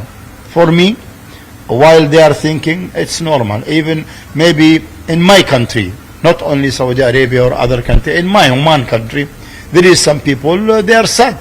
Why you did this one? I'm actor. I can do any scene, any character. But I am not thinking that I'll do something bad to the countries and to the people. This is one person, not all the people, not all the countries. There is 100 people, very excellent people. They respect the laborers, they do very good things. This is one person, not good, but we show this in this film, that's all. But this depends on people, understand or misunderstand. That's it. എന്തായാലും സമൂഹ മാധ്യമങ്ങളിലൊട്ടാകെ തന്നെ അദ്ദേഹത്തിനെതിരെ വലിയൊരു വ്യാപകമായ ആക്രമണം നടക്കുന്നുണ്ട്. അദ്ദേഹത്തെ Saudi അറേബ്യയിൽ നിന്നും ബാൻ ചെയ്യപ്പെട്ടിരിക്കുകയാണ് ഈ കഥാപാത്രം പോർട്രേ ചെയ്തുകൊണ്ട്. കാരണം എന്നാലും അദ്ദേഹം നോർമൽ ആയിട്ട് ചിന്തിക്കുന്നു എന്നതാണ് അദ്ദേഹം പറയുന്നത്. ക്യാമറാമാൻ ഹരികൃഷ്ണനോടൊപ്പം ഹരികൃഷ്ണൻ, ന്യൂസ് 18. അത് കൊള്ളാം. ക്യാമറാമാൻ ഹരികൃഷ്ണനോടൊപ്പം ഹരികൃഷ്ണൻ എന്നാണ് പറഞ്ഞത്. അപ്പോൾ രണ്ട് ഹരികൃഷ്ണന്മാരും കൂടി ചേർന്ന് എന്തായാലും അദ്ദേഹത്തിന്റെ അഭിനയം അത് എടുത്തു പറയേണ്ടതാണ്. അത് അത്രയും അദ്ദേഹത്തിന്റെ രാജ്യത്തിന് തന്നെ അങ്ങനെ തോന്നിയെങ്കിൽ അദ്ദേഹത്തിന്റെ അഭിനയം അത് ഗംഭീരമായിരുന്നു എന്നുള്ളതാണ്. നമ്മളെല്ലാം വെറുത്തുപോയ നിമിഷങ്ങളായിരുന്നു അദ്ദേഹത്തിന്. അങ്ങനെ വെറുക്കുന്നുണ്ടെങ്കിൽ ഒരു നടനെ അത്രത്തോളം നല്ല നടനാണ് എന്നുള്ളത് തന്നെയാണ് അത് തെളിയിക്കുന്നത്. എന്തായാലും ഹരികൃഷ്ണന്റെ ആ റിപ്പോർട്ടൂടെ നമുക്ക് വൈൻഡപ്പ് ചെയ്യാൻ സമയമായിട്ടുണ്ട്. Morning vibes. കൃഷ്ണൻ എന്താണൊന്നും മിണ്ടാതെ നിൽക്കുന്നത്? ആകെ ഒരു ശോകമാണല്ലോ. ഇന്ന് അവധി ദിവസമാണ്. അപ്പൊ അതുകൊണ്ടാണെന്ന് തോന്നുന്നു കൃഷ്ണേന്ദ്രനൊരു ചെറിയൊരു മൂഡ് സ്വിംഗ് ഒക്കെ ഉണ്ട്. അപ്പോൾ എന്തായാലും എല്ലാ പ്രേക്ഷകരോട് പറയാനുള്ളത്, നമുക്ക് നിരവധി വാർത്തകൾ ഇന്ന് വരുന്ന ഒരു ദിവസം തന്നെയാണ്. അപ്പോൾ ഈ ഹേമ കമ്മിറ്റി റിപ്പോർട്ടിന്മേലുള്ള തുടർ നടപടികൾ അത് ഉറ്റുനോക്കുക തന്നെയാണ്. നേരത്തെ ഞാൻ പറഞ്ഞതുപോലെ അത് റേറ്റിംഗിന്റെ അടിസ്ഥാനത്തിലോ അല്ലെങ്കിൽ മാധ്യമ രംഗത്തും അങ്ങനെ ഇല്ലേ, അത്തരത്തിൽ പല മേഖലയിലും അത്തരത്തിലുള്ള പ്രശ്നങ്ങളില്ലേ എന്ന് ചോദിക്കുന്ന നടന്മാരെയൊക്കെ കഴിഞ്ഞ ദിവസങ്ങൾ നമ്മൾ നിരന്തരം കണ്ടുകൊണ്ടിരിക്കുകയാണ്. നിങ്ങളുടെ മേഖലയിലില്ലേ എന്നൊക്കെ ചോദിക്കുന്നുണ്ട്. അപ്പോൾ അത്തരത്തിലുള്ള കാര്യങ്ങൾക്കുള്ള മറുപടി എന്ന് പറയുന്നത് ഏത് മേഖലയിലായാലും അവിടെ അന്വേഷണം നടക്കണം. ടോവിനോ പറഞ്ഞ വാക്ക് കടമെടുക്കുകയാണെങ്കിൽ, ടോവിനോയും ഇങ്ങനെ ഒരു ആക്ഷേപം ഉന്നയിച്ചിരുന്നു, എല്ലാ മേഖലയിലും ഇല്ലേ എന്ന് പറയുമ്പോഴും പറഞ്ഞൊരു എല്ലായിടത്തും സ്ത്രീകളെന്നല്ല എല്ലാവരും സുരക്ഷിതരായിരിക്കണം എന്നുള്ളത് തന്നെയാണ് അതിൽ പറയാനുള്ളത്. എന്തായാലും അതുമായി ബന്ധപ്പെട്ട കൂടുതൽ വിവരങ്ങൾ അമ്മയുടെ എക്സിക്യൂട്ടീവ് യോഗം നാളെ നടക്കാനിരിക്കെ നമ്മൾ പ്രതീക്ഷിക്കുന്നുണ്ട് എന്തെങ്കിലുമൊക്കെ തീരുമാനമുണ്ടാകുമെന്ന്. നമ്മൾ വെറുതെ പ്രതീക്ഷിക്കാൻ, നമുക്ക് എന്താവും നോക്കാം. ഒപ്പം ഇന്നത്തെ കാര്യം ആസാമി ആ പെൺകുട്ടി എന്ത് തീരുമാനമാണ് എടുക്കുന്നത്, പെൺകുട്ടിയുടെ മൊഴി അതിൽ നിർണായകമാണ്. പെൺകുട്ടി അച്ഛനമ്മമാർക്ക് ഒപ്പം പോകുമോ എന്നുള്ള കാര്യം കൂടി നമുക്ക് നോക്കേണ്ടതുണ്ട്. അപ്പൊ കൃഷ്ണൻ എന്തായാലും വൈൻഡ് അപ്പ് ചെയ്താലോ? അപ്പൊ എല്ലാവർക്കും ഒരു നല്ല ദിവസം ആശംസിക്കുകയാണ്. അവധിയായിട്ട് എല്ലാവരും അടിച്ചു പൊളിക്കുക. News 18 ഒപ്പം തുടരുക. നമസ്കാരം.